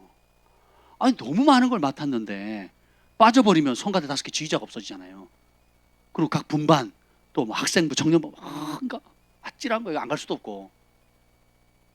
그래서 걱정하는 막 어쩔 수 없이 갔어요. 제가 갔는데 들려오는 소식, 처음에는 이래서 어려워요 저래서 하더니 이제 딱 2년 2개월 마치고 딱 왔더니요, 이가 없으면 잇몸을 한다고요. 제가 가르쳤던 제자들이 다 일어나가지고 각 분야에 뭐 총무 선생님이 되고 뭐 성가대 총무가 되고, 또 아이들 제 배움 그대로 다 하더라고요. 제가 없으니까 더 잘 돼요. 엘리야가 나 못해요 그러니까 그래, 야 네가 없으면 누가 하니? 네가 없으면 누가 하니? 만약에 그 엘리야가 목회를 했다면, 그 성도를 있었다면 안 됩니다. 당신이 없으면 누가 합니까? 이러겠죠. 근데 하나님께서는 뭐예요? 네가 아니래도 나는 마른 짝대기라도 돌들이라도 일으켜서 하나님을 찬양하는 걸 만들 수 있다라는 걸 알려주죠. 그러면서 뭐예요? 너 못해? 괜찮아. 그럼 내가 누굴 세울게. 자 16절 읽어봅시다. 16절 시작. 너는 또 nim시의 아들 예후에게 기름을 부어 이스라엘 왕이 되게 하고 또 아벨 무홀라 사밧의 아들 엘리사에게 기름을 부어 너를 대신하여 선지자가 되게 하라. 너를 대신해서 선자가 되게 해라. 존말할 때, 기회 있을 때 잘합시다. 아멘. 정경 목사님을 뵙고 왔는데, 저희 부부가 뵙고 왔는데 여러 격려의 말씀을 들었습니다. 이제 그분이 그 얘기를 하시더라고요. 뭐라고 얘기하면 내가 너무 밤새 철야하고 하루에 2시간 3시간 자면서 하고 자기가 맡은 구역도 제일 많고 너무 그래서 몇 년을 했어요. 몇 년을 달려내. 부격자 40명 중에 최고로 열심히 특심을 해서 너무 힘들어가지고 그 목사님께 담임 목사님께 그랬대요. 뭐냐면 목사님 저 안식년을 좀 달라고 그랬더니 담임 목사님 그랬대요. 내가 못 쉬는데 어떻게 내가 안 쉬는데 네가 쉴래? 그러셨대요. 그럼 한 달만이라도 좀 어떻게 안 되겠냐? 그랬더니 아무 대답이 없으시더래요. 그래서 이제 그러고 나와서 그럼 해야지 하고 하는데 이제 컵을 이렇게 집에서 컵을 이렇게 맞아 탁 모르고 깨뜨렸대요. 손을 놔가지고. 근데 그게 깨지면서 파편이 엄지발가락에 신경을 탁 끄는 거예요. 그러기 어렵잖아요. 컵 여러 번 깨보셨죠? 그 깨졌는데 그 파편이 엄지발가락에 신경을 끄는 거예요. 그러기가 하늘의 별 따기예요, 여러분. 그렇죠? 그때 딱 충격받고는 아이고 그러면 안 되겠구나. 하나님 회개합니다. 그리고 그 치료받는 한 달 동안 쩔쭉쩔쭉대면서 똑같이 사역을 했대요. 똑같이 기도하고. 그래서 하나님 제가 주님이 쉬라하기 전까지는 제가 안 쉬겠습니다. 이제 그러니까 여러분 나 아니면 안 돼 이런 생각 버리셔야 돼요. 여러분 나 아니어도 할 사람 많습니다. 주님은 할 마음이 있는 자에게 은혜를 주세요. 자원하는 심령. 억지로 나를 사랑해야 돼 하면 사랑의 관계가 안 되죠. 억지로 너 나한테 감사해 됩니까? 억지로 너 마음이 없는데 나한테 친구 되라. 마음이 없는데 절친이 되라 됩니까? 마음이 없는데 나랑 같이 살자. 마음이 없는데 안 되는 거예요. 하나님도 마찬가지세요. 사람도 그렇게 안 하거든요. 사람도 마음 없는 사람은 같이 뭘 하질 않습니다. 특별히 의미 있는 일, 정말 중요한 일은 마음 없는 사람하고 하지 않아요. 근데 반대로 좀 부족해도 좀 다른 것보다 역량이 떨어져도 진짜 마음이 있고 그게 모든 것이 함께 그 스피릿을 가지고 뭘 하겠다 그러면 같이 할 수 있습니다. 그렇죠? 그래서 이 엘리야는 바알에게 무릎지 않전. 그러니까 나를 사용할 수 있는 하나님이시라면 다른 사람도 사용할 수 있어요. 아멘. 그러니까 나에게 우상을 맞서서 850대 1로 맞서서 그들을 대면해서 여호와의 이름으로 싸울 수 있는 용기를 주실 수 있는 하나님이라면 다른 사람에도 그런 믿음과 그런 담대함과 용기를 주실 수 있는 하나님이에요. 그러니까 우리가 지금 은혜 주셨을 때 하나님께서 무언가를 맡겼을 때 작은 일을 맡겼을 때 그 작은 능력을 가지고도 주님의 인내의 말씀을 끝까지 지키는 거 하나님 그렇게 기뻐하시는 거예요. 아멘. 그래서 이 사건 때문에 엘리사가 생기잖아요. 그래서 그 전수하고 승천합니다. 승천하는 거거든요. 우리가 하나님이 어떤 분인지를 아셔야 돼요. 우리에게 주신 은사와 축복들, 재정을 걷어가신다면, 내가 의지하는 사람이 사라진다면, 내가 믿던 무엇이 없어진다면, 이게 다 따라서 하나님 주신 거다. 다 하나님 주신 영적인 거거든, 현실의 축복이든 가정의 자녀의 축복이든 다 하나님 주신 거거든요. 근데 어느 날 어떤 이유에서든지 하나님께서 그것을 싹 걷어가 버리신다면 여러분 무엇으로 주님을 섬기시겠습니까? 세미한 음성입니다. 주님 그 자체만 남아요. 광야에서 뭐가 보여요? 하늘만 보니까 하늘만. 하늘이 보호해 주지 않으면, 하늘이 먹을 거 주지 않으면, 하나님께서 인도하지 않으시면, 이스라엘 백성이 광야 40년 동안 구름기둥 불기둥이 나타나지 않는다면 어느 순간에 힘들어 야 나도 쉴래 해서 구름이 없어지고 불기둥이 없어지면 어떻게 되겠습니까? 그래서 광야에서 무엇만 보는 거예요? 주님만 보는 거예요. 주님만. 그게 능력이에요. 주님만 보이는 게 능력이에요. 주님께만 나아가는 게 능력입니다.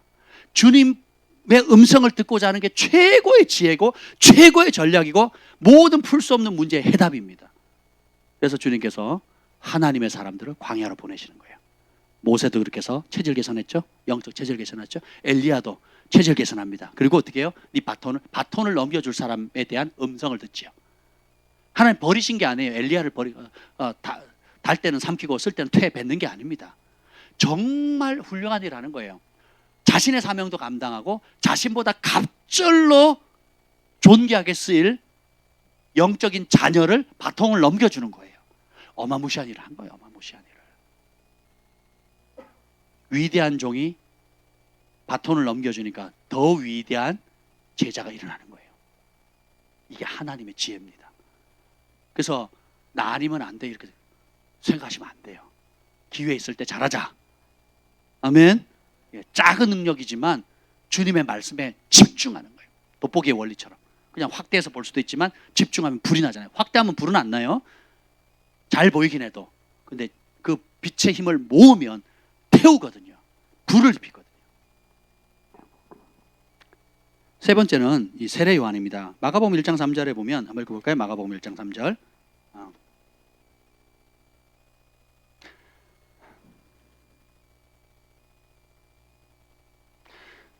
세례 요한의 이야기는 여러분 잘 아시죠? 세례 요한에 대해서 이제 선지자 이사야 글을 인용하면서 1장 3절 한번 읽어보도록 하겠습니다. 시작. 광야에 외치는 자의 소리가 있어 이르되 너희는 주의 길을 준비하라 그의 오실 길을 걷게 하라 기록된 것 같이. 아멘. 세례 요한의 사명지가 어디입니까? 광야죠. 안 가보셔서 여러분이 잘 안 와닿아요. 광야에 가보신 분? 성지순례 안 하셨네요. 예. 다시 가고 싶죠? 예. 제가 원래는 성지순례를 계획했는데 이 코로나 때문에 제가 거기 있는 선교사님 잘 알거든요. 그래서 이제 우리가 직접 걸어 다니면서 예수님이 그 갈릴리 공생애의 60% 시간을 보냈던 그 가버나움과 갈릴리 지역을 실제로 3일 동안 걸으면서 가나안 혼인잔치라든지 뭐 이런 걸 되게 하고 싶었거든요. 그리고 그걸 기획했었어요. 근데 이제 코로나 터지는 바람에 못하게 됐는데 나중에 풀리면 진짜 하고 싶습니다. 근데 이게 광야에 세례 요한이 태어나서 창세기부터 하나님의 계획 가운데 초림으로 오실 메시아를 맞이할 준비를 하는데 그 사역지가 어디예요? 서울이 아니에요. 서울이. 부산이나 대전이 아닙니다. 세종시도 아니에요. 어디예요? 마라도. 좀 감이 오시죠? 가지 마라 해서 마라도예요. 마라도가 어딘지 모르시죠? 마라도가 어디쯤 있죠? 제주도보다도 더 밑이잖아요. 그죠? 그러면 여러분 제가 마라도에 목회지를 마라도로 옮겼어요. 따라오실 분?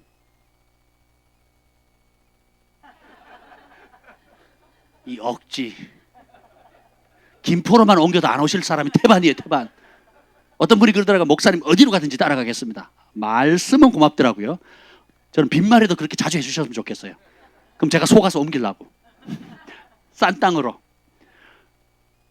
말한다고 되지도 않을 뿐더러 갈 수도 없어요. 저 같은 사람이 뭐길래? 제가 마라도 가면 오겠습니까? 마라도는 뭐예요? 저 양평만 가도 안 올 사람 태반이에요. 그럼 내가 차가 없는데요. 대중교통은요? 가려면 3시간이 걸리는데 안 되죠. 근데 세례 요한을 부르신 곳이 어디예요? 광야. 그러면 이 세례 요한을 통해서 배울 게 뭘까요? 이게 뭐냐면 광야에 누가 없어요? 사람이 없죠. 그리고 우리가 생활할 수 있는 기반 시설이 없잖아요. 그 약대 터럭과 메뚜기가 석청 먹었다 그랬잖아요. 광야에 가면 연어로만이나 예우랑이나 또 뭐죠 정관동 헤어 스케치도 없어요. 그죠? 왜? 판파수도 없고 EV도 없어요. 그리고 현대백화점도 없고 이마트도 없습니다. 이마트 트레이더스도 없고 없어요. 그러니까 먹을 게 없으니까 뭐 먹어야 돼요? 메뚜기하고 석청 먹는 게 메뚜기 맛있습니다. 고소합니다. 아침에도 메뚜기, 점심에도 메뚜기, 1년 뒤에도 메뚜기, 2년 뒤에도 메뚜기 볶음, 메뚜기 삶은, 메뚜기 튀김, 생연어, 생메뚜기. 생각해 보세요. 근데 하나님께서 하나님 사람을 불러서 하나님의 일을 하고 하나님의 일을 빚어서 메인 사역하는 곳이 어디예요? 광야예요. 뭘 가리키냐? 진짜 하나님의 사람은 장소에 매이지 않습니다. 존재 자체가 빛이에요. 지는 광야에 있는데 지나가던 사람이 뭐 하세요? 그랬더니 회개하라. 주가 곧 오실 거다. 너 이런 죄 지었지? 어떻게 알았대요? 고백해. 용서받고 싶지? 어떻게 하면 된대? 회개. 그러면 회개하겠습니다. 고백하겠습니다. 그럼 어떻게 된대? 세례받아, 침례받고 가니까 자유케 되거든요. 메시아가 오신데 그 광야에 가면 그 사람도 안 되는 곳에 어떤 인간이 있는데 낙타 옷을 입고 메뚜기하고 석장만 먹는 이상한 인간이 있어. 근데 내 죄를 다 알더라. 회개했더니 내가 이렇게 자유케 됐어. 새 사람이 됐어. 너도 한번 가보자. 그래서 가족들 불러요. 친척들 불러요. 가보니까 다 그렇게 되거든요. 그러니까 막 부자까지 소문, 정치인들도 소문을 듣고 바리새인과 서기관들 소문 듣고 제사장들 소문 듣고 전국에서 다 모이기 시작하는 거예요. 부흥이 터지면 하나님이 그 왜 그러냐? 하나님을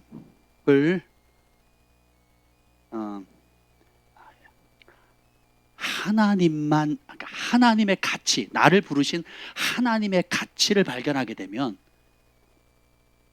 하나님만 남게 돼요.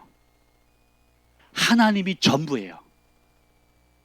진짜 우리 주 예수 그리스도의 가치를 발견하면 그분을 얻기 위해서라면 다른 모든 걸 배설물처럼 여기고 올인하게 되거든요. 이게 신앙이에요. 이게 진짜 믿음이에요. 세례 요한은 주님의 음성을 들었죠. 엘리야도 주님의 음성을 들었잖아요. 음성을 들으니까 너만 있는 줄 알아? 7,000명 더 있다. 그리고 너보다 2배로 잘할 사람 내가 이미 세워놨어. 불러. 이렇게 나오잖아요. 뭘 들으니까? 음성을 들으니까. 그죠? 그 광야, 조금 전만 해도 죽여주세요 하던 그 광야가 이제는 못해요? 천국으로 바뀌는 거예요. 뭐 때문에? 불 때문에? 지진 때문에? 바람 때문에? 산이 쪼개지는 것 때문에?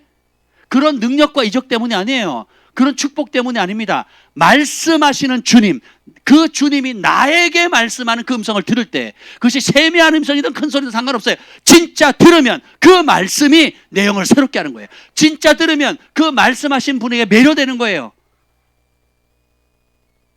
이걸 사모합시다.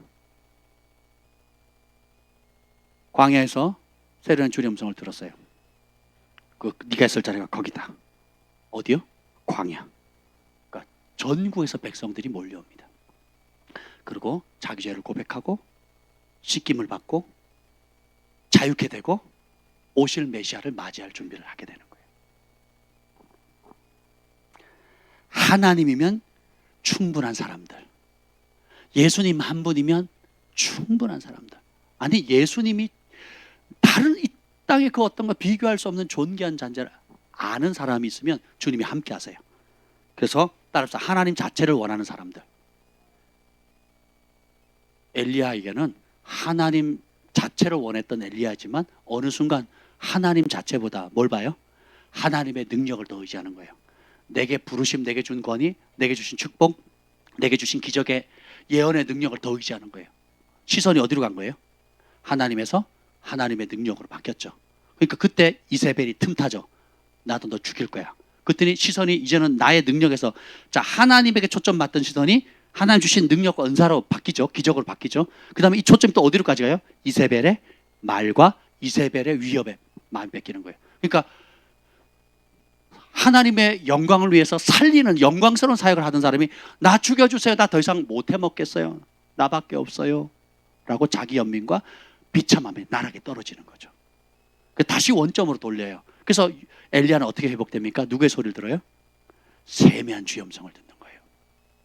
여러분의 위치와 삶의 자리가 어떠할지라도 내가 원하는 자리가 아닐지라도 내가 원하는 시즌이 아닐지라도 정말 광야가 아무것도 없고 생명체도 없고 죽을 맛 같다 할지라도 나 차라리 죽여주세요 하는 상황일지라도 거기서 이전에 내가 행복했던 돈, 이전에 있었으면 좋았던 사람들, 이전에 있었으면 좋았던 그런 자리들, 한때 찬란했던 그 자리를 추구하는 것이 아니고 이 모든 복을 주신 누구를요? 하나님의 세미한 음성을 들을 수 있다면 어떤 역경득입니다. 그 자리가 천국이 돼요.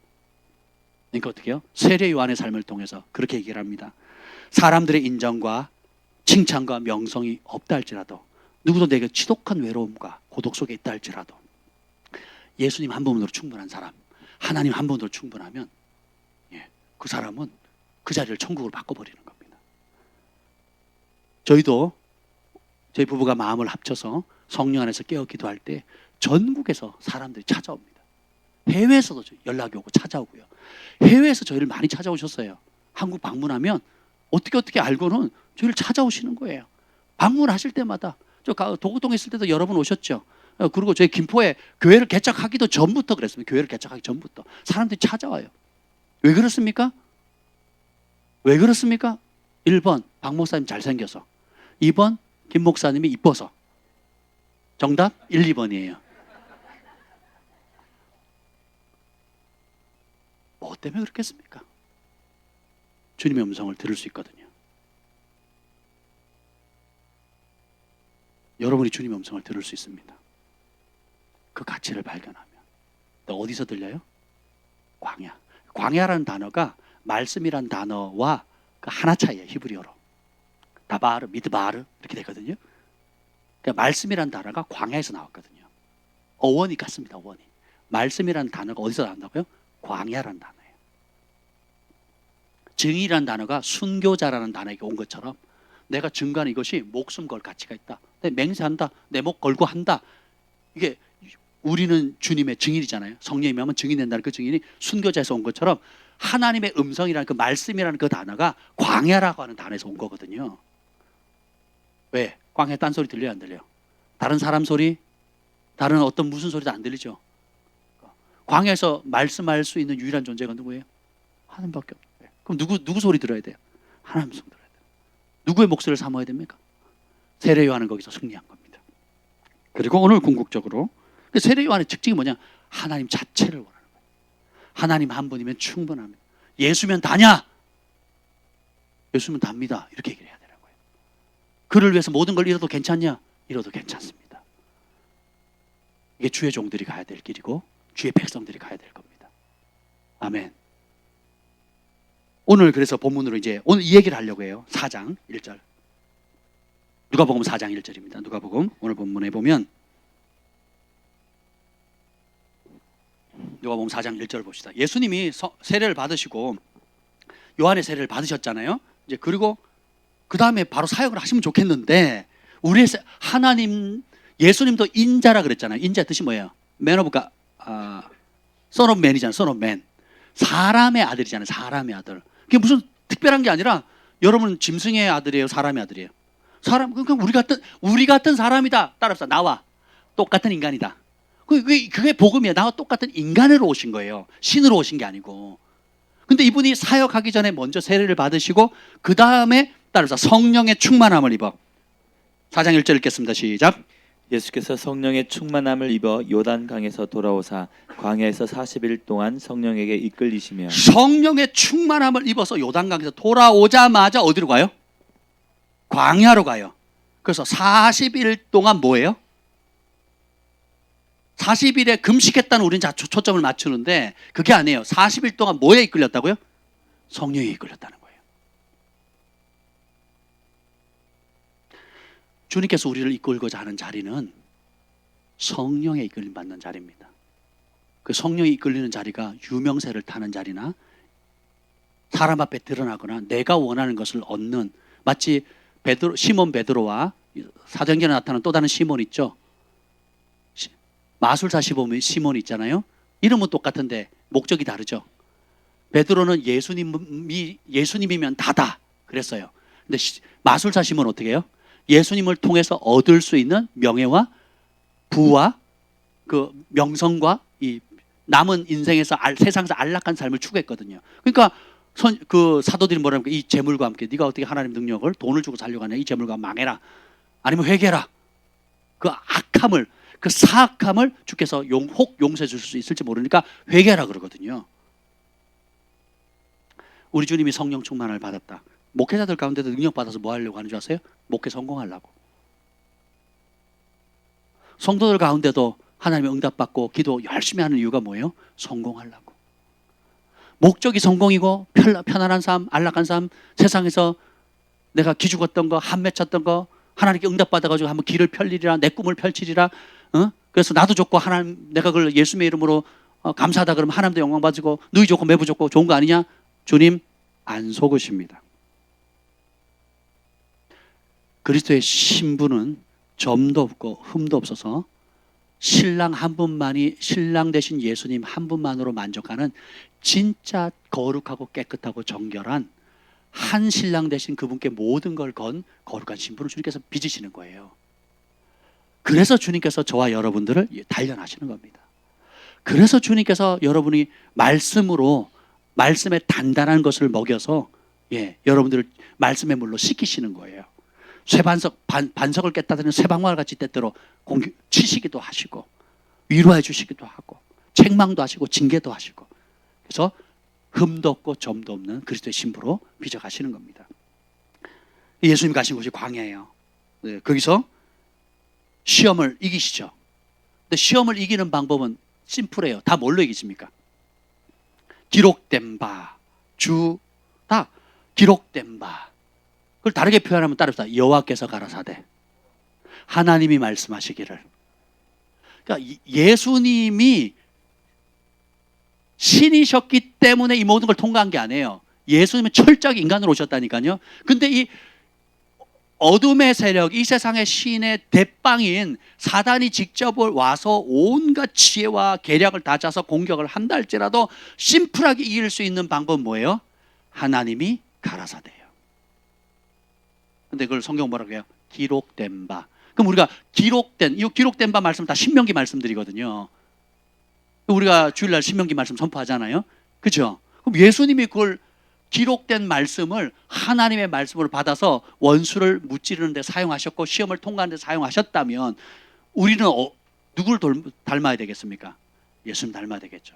그래서 어떻게 해요? 따라서 기록된 말씀, 성령의 음성, 이 두 가지를 잡으셔야 돼요. 기록된 말씀은 변개치 못하죠.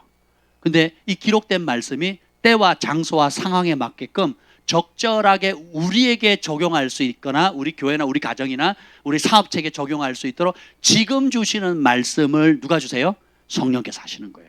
그래서 그 지금 주시는 성령의 말씀은 기록된 말씀과 일치되고, 기록된 하나님의 말씀은 말씀의 성령의 역사와 성령의 도우심과 성령의 음성 듣기를 사모할 때에 지금 주시는 말씀으로 역사하는 거예요.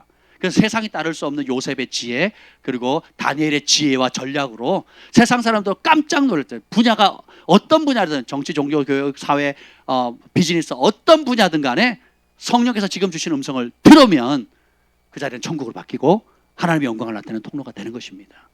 아멘. 그래서 말씀으로 이겼을 때 마귀가 떠나고 14절, 4장 14절 읽겠습니다. 14절, 15절 시작. 예수께서 성령의 능력으로 갈릴리에 돌아가시니 그 소문이 사방에 퍼졌고 친히 그 여러 회당에서 가르치심에 뭇 사람에게 칭송을 받으시더라. 그제야 비로소 이제는 자, 광야로 갈 때는 성령의 충만을 받았고 성령의 이끌림을 받았잖아요. 그죠? 근데 말씀을 듣고 말씀을 따라서 선포해야 된다. 여러분 들은 것만 멈추면 안 돼요. 설교 들은 거, 읽은 걸로 멈추면 안 돼요. 뭐 해야 된다고요? 선포해야 돼요. 그래서 요한계시록의 마지막에 이기는 방법이 뭐예요? 어린 양의 보혈과 자기들이 증언하는 말씀이라고 그랬거든요. 그 여러분들이 믿는다면 뭐 해야 돼요? 선포해야 돼요. 믿는다면 순종해야 되고, 믿는다면 선포해야 돼요. 간증해야 돼요. 여러분 수련 때 받은 은혜들 있죠? 밴드나 카톡에 간증하세요. 올리세요. 이거는 여러분 선택이 아니고, 따라서 선택이 아니다. 의무다. 짧게라도 한 줄도 괜찮아요. 많이 받은 사람 많이 적고 적게 받은 사람 적게대로 감사한 내용 올리세요. 왜냐하면 그게 나만의 것으로만 갖고 싶으세요? 아니면 그 좋으신 주님을 널리 알리고 싶으세요? 그게 증인이에요. 증인. 널리 알리는 거. 네. 그죠? 이게 굉장히 중요한 겁니다. 그래서 선포하고 나니까 주님께서 어떻게 해요? 이제는 광야에서 나올 때는 어떻게 됩니까? 성령의 능력으로. 충만함과 능력은 달라요. 인도함을 받는 것과 능력은 다릅니다. 권능이에요. 권능. 네. 내가 성령의 위로를 받는 것과 성령의 권능이 나타나는 건 달라요. 성령의 음성을 듣는 것과 실제로 그 들은 그대로의 영적인 파장이 현실로 나타나는 건 달라요.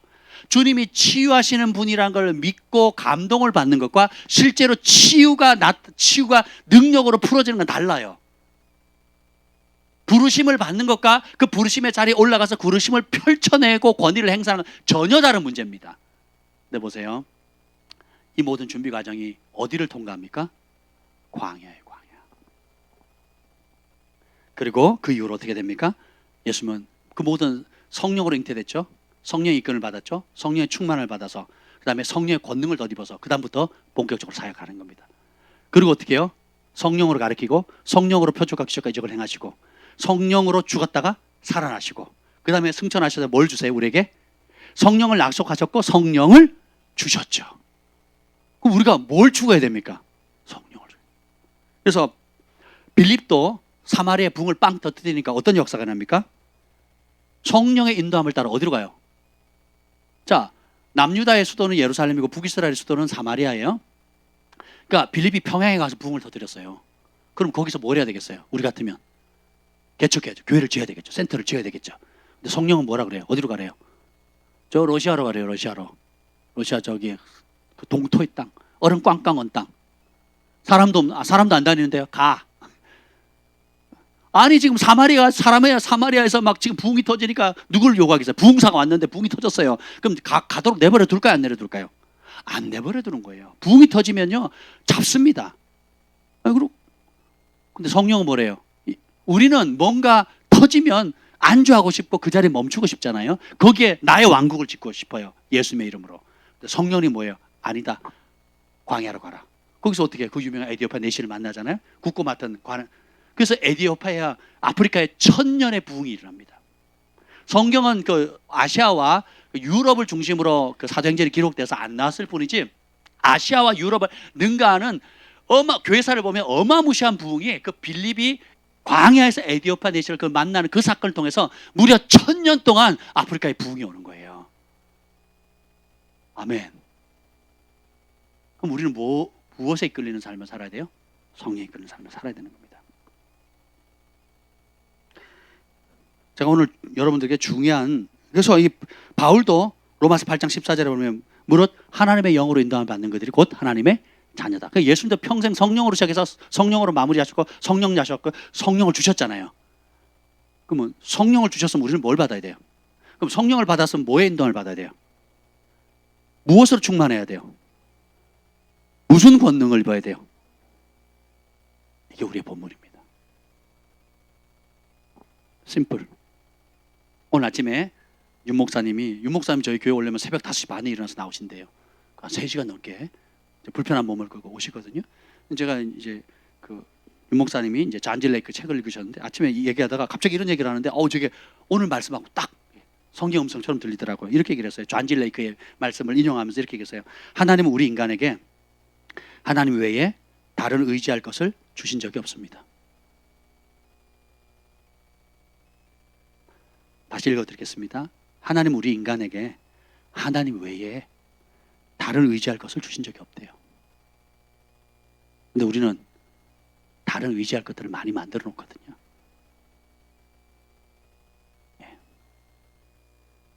다른 걸 선택할 권한도 주신 적이 없습니다. 우리가. 그래서 제1계명을 어기면 다 무너지는 거예요. 나 외에 다른 신이. 그래서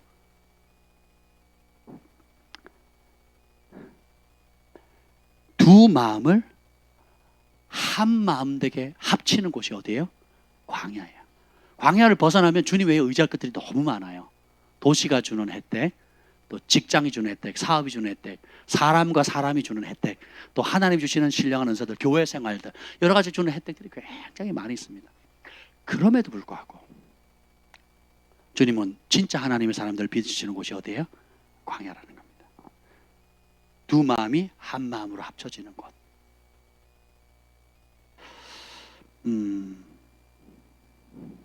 일단 제가 준비한 영상을 한번 보도록 하는데요. 솔개 혹은 수리 혹은 녹수리 나라마다 좀 다르게 부르는데요. 이게 실화는 아니에요. 이제 실제적인 이야기와 또 교훈을 위해서 우화를 합쳐낸 이야기입니다. 합쳐낸 이야기인데 오늘 이 말씀과 또 우리의 상황에게 주는 교훈이 굉장히 크기 때문에 여러분과 좀 함께 나누려고 합니다. 한번 보시죠.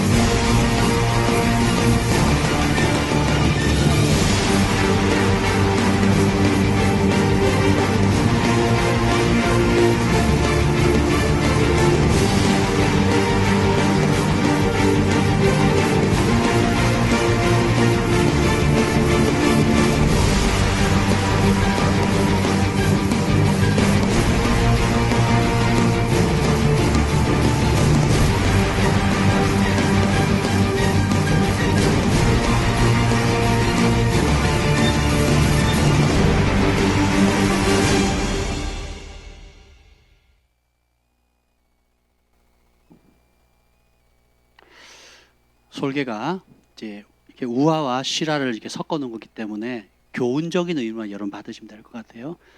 가장 오래 사는 새인데 인생의 절반인 그 40세가 되면 이제 지금까지 40년 동안 지켜왔던 부리, 발톱, 그리고 깃털이 힘을 잃어요. 그럼 이 상황에서 선택을 해야 됩니다. 이대로 가다 서서히 죽을 거냐, 아니면 생과 사의 기로에서 내가 선택을 해서 결정을 할 거냐. 오늘 성령께서 저에게 주시는 이번 수련회가 분기점이에요, 여러분. 여러분 개인적으로도 그렇고 교회적으로도 그렇고 특별히 저 자신에게도 큰 분기점이. 제가 수련을 가기 전에, 캠프를 가기 전에 정 목사님께 말씀드렸어요. 나에게 이번 캠프가 내 인생의 큰 전환점이 될 것 같습니다. 마치 이 전환점의 파장이 마치 내가 새롭게 교회를 개척하는 것처럼 새로운 출발을 하게 될 계기가 될 것 같습니다. 그래서 우리가 사모하며 나아갑시다.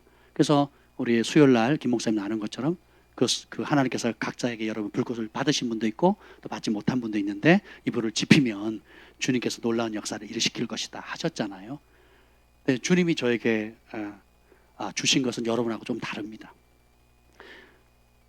이대로 갈 거냐, 아니면 선택이 아니라 결단하고 새로운 출발을 할 거냐. 제가 말씀드렸잖아요. 하나님이 성도를 다루는 것과 종을 다루는 게 다릅니다. 하나님 사업가를 다루시는 분야가 다르고 중보자를 다루는 분야가 틀려요. 교회 안에서도 사도, 선지자, 복음 전하자, 목사, 교사가 있는데 각기 다루시고 훈련하는 방식이 틀립니다. 근데 한마디로 말하면 동일한 배경이 있는데 그건 광야입니다. 그래서 제가 조용히 죽음을 받아들일 것인가, 고통을 이겨내고 새 삶을 얻을 것인가. 새로운 삶을 결단한 솔개는 외롭고 고통스러운 갱생의 과정을 견뎌내야 된다는 거예요. 이대로 서서히 죽을 거냐, 아니면 남은 인생의 하반부를 하기 위해서 환골탈태라 그러죠. 탈퇴환골입니다. 그 뜻이 뭐냐? 용모가 환하게 트이고 아름다운 모습으로 변하여 전혀 다른 사람처럼 된다라는 뜻이거든요. 그러니까 우리가 지금은 현실의 고통을 넘어서 결단할 때가 됐다는 거예요. 이대로 안주하면서 그냥 묻어갈 거냐? 아니다. 삼손처럼 주님, 내게 마지막 기회가 있습니다. 내가 눈이 뽑히고 수치스럽게 원수 앞에 조롱을 당하지만 주님, 이제까지 내 삶을 지키시고 함께 하신 하나님은 살아계신 하나님이시고 나의 하나님이십니다. 나에게 한 번 더 기회를 주세요 라고 부르실 때 주님께서 그 기도를 들으시잖아요. 삼손의 능력이 머리카락에 있지 않았잖아요. 삼손의 능력이 어디에 있습니까? 그분에게 주시는 주의 음성에 있었죠. 그래서 여러분에게 고통이 몰려온 바로 그 순간, 그것이 바로 기회입니다.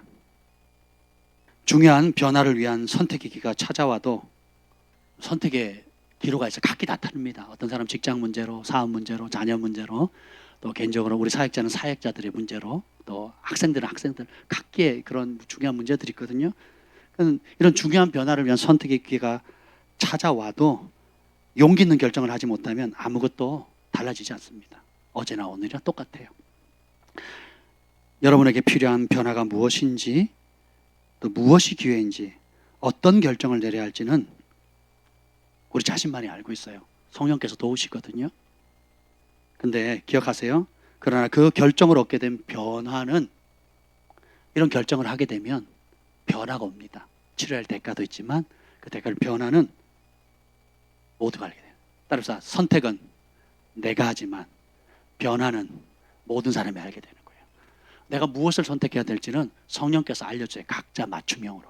획일하게 하지 않는다 그랬죠. 여러분에게 주시는 도전이 있을 것입니다. 그리고 하나님이 저에게 요구하시는 도전이 있어요. 제가 이 부분을 놓고 저희 부부가 함께 부산에 내려가서 정기호 목사님을 뵙습니다. 내일도 또 뵙습니다. 내일도 우리 온 가족이 또 가서 좀 뵙는데, 함께 교제하는 시간을 갖는데, 그래서 오늘 결론이, 오늘 우리가 한 결정이 바로 우리의 미래라는 거예요. 말씀 안에서 성령의 인도하심을 따라 내리는 결정이 사실 우리의 솔개 인생처럼, 이 솔개가 참 또 다른 주는 교훈이, 이게 130일 동안 철저한 외로움과 고독 가운데 인내해야 되거든요. 그럼 털이 다 빠지고 뿌리가 뽑히고 못 먹잖아요. 그러면 이 털이 빠졌을 때, 그 높은 산에 있을 때 이 대부분의 솔개들이 죽습니다. 살아남는 게 누구냐? 어떻게 사느냐? 그러니까 낮에는 팔을 펴서 태양빛을 쬐고, 그리고 먹이는 누가 주는지 아세요? 동료 솔개들이 줍니다. 동료 솔개들이 자기들이 먹을 거 가지고 와서 때 되면 먹을 떨궈 놓고 가는 거예요. 그래서 그 130일의 기간을 함께 훈련을 함께 싸워 나가는 거예요. 왜냐하면 자기도 40이 되면 뭐 해야 돼요? 털갈이 해야 되잖아요. 발톱이 빠져야 되죠. 부리를 뽑아야죠. 이전에 써먹던 거, 이전에 익숙했던 거, 이전에 살아왔던 패턴을 고집하면 날개는 무거워지고 발톱은 무뎌져서 잡지도 못하고 먹지도 못하는 거죠. 제대로 날지도 못하고 속도도 못 내고. 근데 이제 피를 깎는, 피를 토하는 그런 과정을 통해서 이제 남은 후반전을 살아갈 수 있는 어마무시한 변화를 이렇게 가져오는 것입니다. 제가 이제 이번 캠프를 마치면서 주님께서 제게 요구하시는 것이 있어요. 그것이 뭐냐면 말씀과 기도에 전무하는 삶, 그리고 주님께서 내게 요구하는 수준의 깊은 회개, 그리고 하나님의 성령에 사로잡힌 바 된 삶. 저의 부르심은 그냥 단순히 목회하는 부르심이 아니에요. 우리 정민근 목사님도 마찬가지입니다. 단순히 목회하고 부교육자로 살아가는 부르심이 아니에요. 주님이 요구하는 수치가 다릅니다. 학교 대표, 동대표 수준의 삶과 국가대표의 수준의 훈련의 요구치가 다르듯이 하나님께서 저에게 요구하시는 그런 것이 달라요. 그래서 영적인 우리에게 지도를 늘 도와주시고 저희를 위해서 주보도, 교회 주보도 가져왔는데, 정경 목사님 저희 개척한 이후로 9년 동안 주보 뒤에다가 여러 기도 제목인데 항상 기도 제목에 글로벌 파이어 교회와 박철수 목사님을 위해서 중보합시다 하고 그렇게 매일 기도하시거든요. 제가 감사하죠. 그래서 주님께서 저에게 그 안식년을 명하셨어요. 그래서 그것이 단순히 쉼의 시간이 아니고 독수리가, 이 수리가 털갈이 하듯이 주님 앞에 말씀과 기도로 무릎 꿇으면서 아둘람의 동굴로, 우리 교회가 지금 그런 위치지만 들어가도록. 일반 목회자들은 상상도 못할 일입니다. 제가 뭐 대형 교회를 해서 뭘 다 이룬 사람도 아니고 또 교회가 여건이 녹록해서 할 수 있는 상황은 아니지만 빌립도 그랬고 또 엘리야도 그랬고 또 여러 하나님의 종들이 성령의 이끌림 받아서, 심지어 예수님조차도 광야에 이끌림 받아서 어떤 시즌 동안 주님께서 다른 것 보지 않고 다른 것 듣지 않고 오직 주님의 음성만 들을 수 있도록, 그래서 주님만 남는 그 자리, 화려했던 타이틀, 과거에 했던 치적들, 과거에 있었던 아픔과 수치와 죄들, 또 과거에 내가 자랑했던 그런 모든 것들, 의지했던 모든 것들을 끊어놓고 주님 앞에. 그래서 제가 국내 혹은 또 해외 또 여러 선교지뿐만 아니라 이제 국내 안에서도 그래서 24시간 이제 말씀과 기도하는 일에 또 그리고 짬짬이 또 시간 되는 대로 가족들과 함께 하면서 하나님 얼굴을 구하는, 정말 환골탈태하는 그런 시간을 성령께서 원하시고 계시기 때문에, 그래서 이 말씀을 정경 목사님이 나눴더니 너무 기뻐해 주시는 거예요. 내 평생의 소원이 목사님처럼 그렇게 한 1년 동안 안식년을 가지면서 24시간 말씀 보고 기도하고 말씀 보고 싶다고. 근데 이것이 정말 평생의 목사님 사역에 큰 전환점과 좋은 기회가 될 것 같습니다 하면서 기뻐해 주시더라고요. 그래서 제가 목회적 상황이나 또 여러분이 또 은혜를 받고 여러 가지 상황들을 제가 알고 있지만 성령께서 이끄시는 길이 가장 귀하다는 걸 제가 알고 있습니다. 또 그리고 또 저희 교회 또 그 강력한 중보자들과 또 하나님께서 세운 우리 김지원 목사님, 주님께서 기름 부으셨기 때문에 다른 차원의 계시적인 은혜를 부어주실 거예요. 제가 어제 이틀 동안 둘이 좀 대화를 나눴습니다. 근데 성령께서 어떻게 말씀을 준비하고 어떻게 교회를 이끌어갈 거고 어떤 마음으로 해야 될지에 대해서, 김 목사님 안에 은사는 뭐고 어떤 옷을 입어야 되고 어떻게 펼쳐야 될지에 대해서 계속 말씀을 주는 거예요. 입만 열면 30분, 1시간 계속 나중에는 뭐 타이핑을 치더라고요. 타이핑이 안 되니까 녹음을 하더라고요. 녹음을 해서 하나님께서 엘리야가 갔을 때 엘리사가 어떤 기름 부음을 받죠? 갑절의 기름 부음을 받거든요. 그래서 지금 시즌은 우리 제 자신이 하나님의 부르심 앞에 하나님께서 훈련하시는 그 방식으로 준비하시는 방식으로 훈련하는 시즌입니다. 그래서 여러분들이 함께 중보해 주시면 큰 힘이 될 것 같습니다. 그리고 말씀과 기도에 전무할 수 있도록 하나님이 원하는 차원의 깊은 회개와 성령의 인침과 사로잡힘, 그리고 부르심의 궁극적인 그 부르심의 자리를 잘 감당할 수 있도록 준비할 수 있도록, 그래서 다른 무엇이 아닌 초대교회 하나님의 종들처럼 말씀과 성령에 사로잡힌 삶으로 환골탈퇴할 수 있도록 여러분들이 준비해 주시면 좋을 것 같습니다. 그래서 저는 오늘 여러분께 중대한 말씀이지만 오늘 예배 드리고 이제 내일부터는 제가 안식년을 갖는 걸로 이제 그렇게 저희가 결정을 했습니다. 그래서 여러분들이 그렇게 중보해 주시면 좋겠고, 또 이제 우리 김지현 목사님과 또 다른 여러 성도들이 힘을 내셔서 이제 패밀리 캠프 때 받았던 그 불들을 지펴가시면 좋을 것 같고, 또 예언적으로 주님께서 제게 주시는 마음이 뭐냐면, 김지현 목사님 말씀을 전할 때 이전에 없었던 강력한 계시와 말씀과 하늘의 권위가 풀어질 것이고, 그리고 예배 드리는 그 현장에 놀라운 역사들이 즉각 일어나는 것들을 보게 될 겁니다. 여러분들이 그렇게 기도해 주시면 감사하겠습니다. 그리고 저는 털갈이 하는 시즌이에요. 털갈이 하다 죽을 수도 있고, 털갈이에서 새로운 삶을 살아갈 수도 있습니다. 우리의 솔개 인상하고 똑같은 거예요. 굉장히 영적으로 시사하는 바가 많잖아요. 그때 또 다른 솔개들이 중보하고 도와주고 먹여주고 입혀주잖아요. 여러분들의 성령이 감동되시는 대로 여러분들이 함께 싸워가 주시면 하나님 나라를 위해서 정말 아름답게 저희 교회가 세워질 거고, 그래서 이 과정을 통과하게 되면 정말 놀라운 하나님의 은혜들이 있을 거라고 저는 확신합니다. 아멘. 슬픈 소식이자 또 기쁜 소식이기도 합니다. 여러분들이 우리 그리스도인들의 삶은 다른 어떤 것보다 성령님의 인도함을 받는 삶, 우리가 원하는 곳이 아닐지라도, 원하는 방식이 아닐지라도 그것을 인도함을 답니다. 그래서 제가 저희 집사람 너무 기뻐하고요, 정경 목사님도 너무 기뻐하세요. 여러분만 슬퍼하시는데, 물론 한두 분은 기뻐하실 분도 계시지만 정말 하늘이 기뻐하는 일이에요.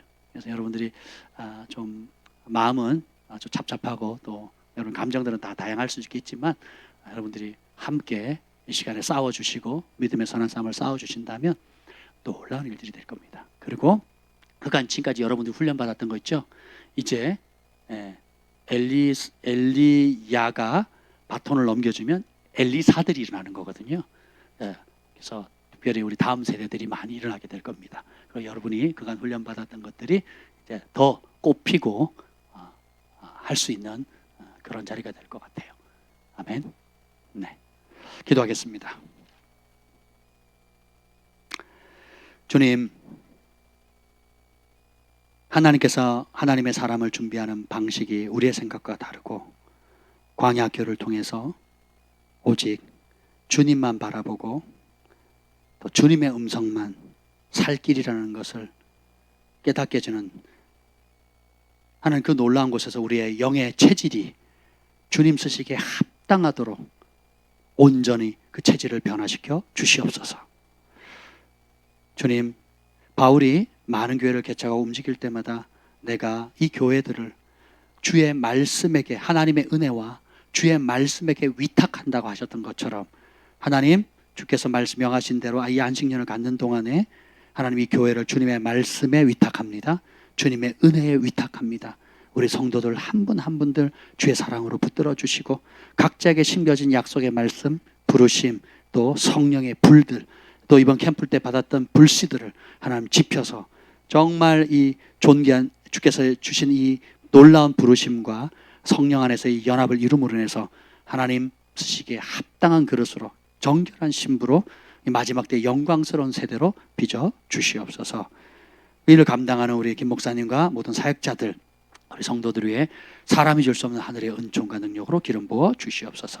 이제는 우리 구주 예수 그리스도의 은혜와 하나님 아버지의 극진하신 사랑과 성령의 감화 감동 충만하심이 오늘 하나님께서 하나님의 사람을 준비하는 그 방식에 즐겨 순종하기로 결정하며 영적 체질을 변화시키기로 결단한 주의 백성들 위해 영원토록 함께 있을 지어다. 아멘.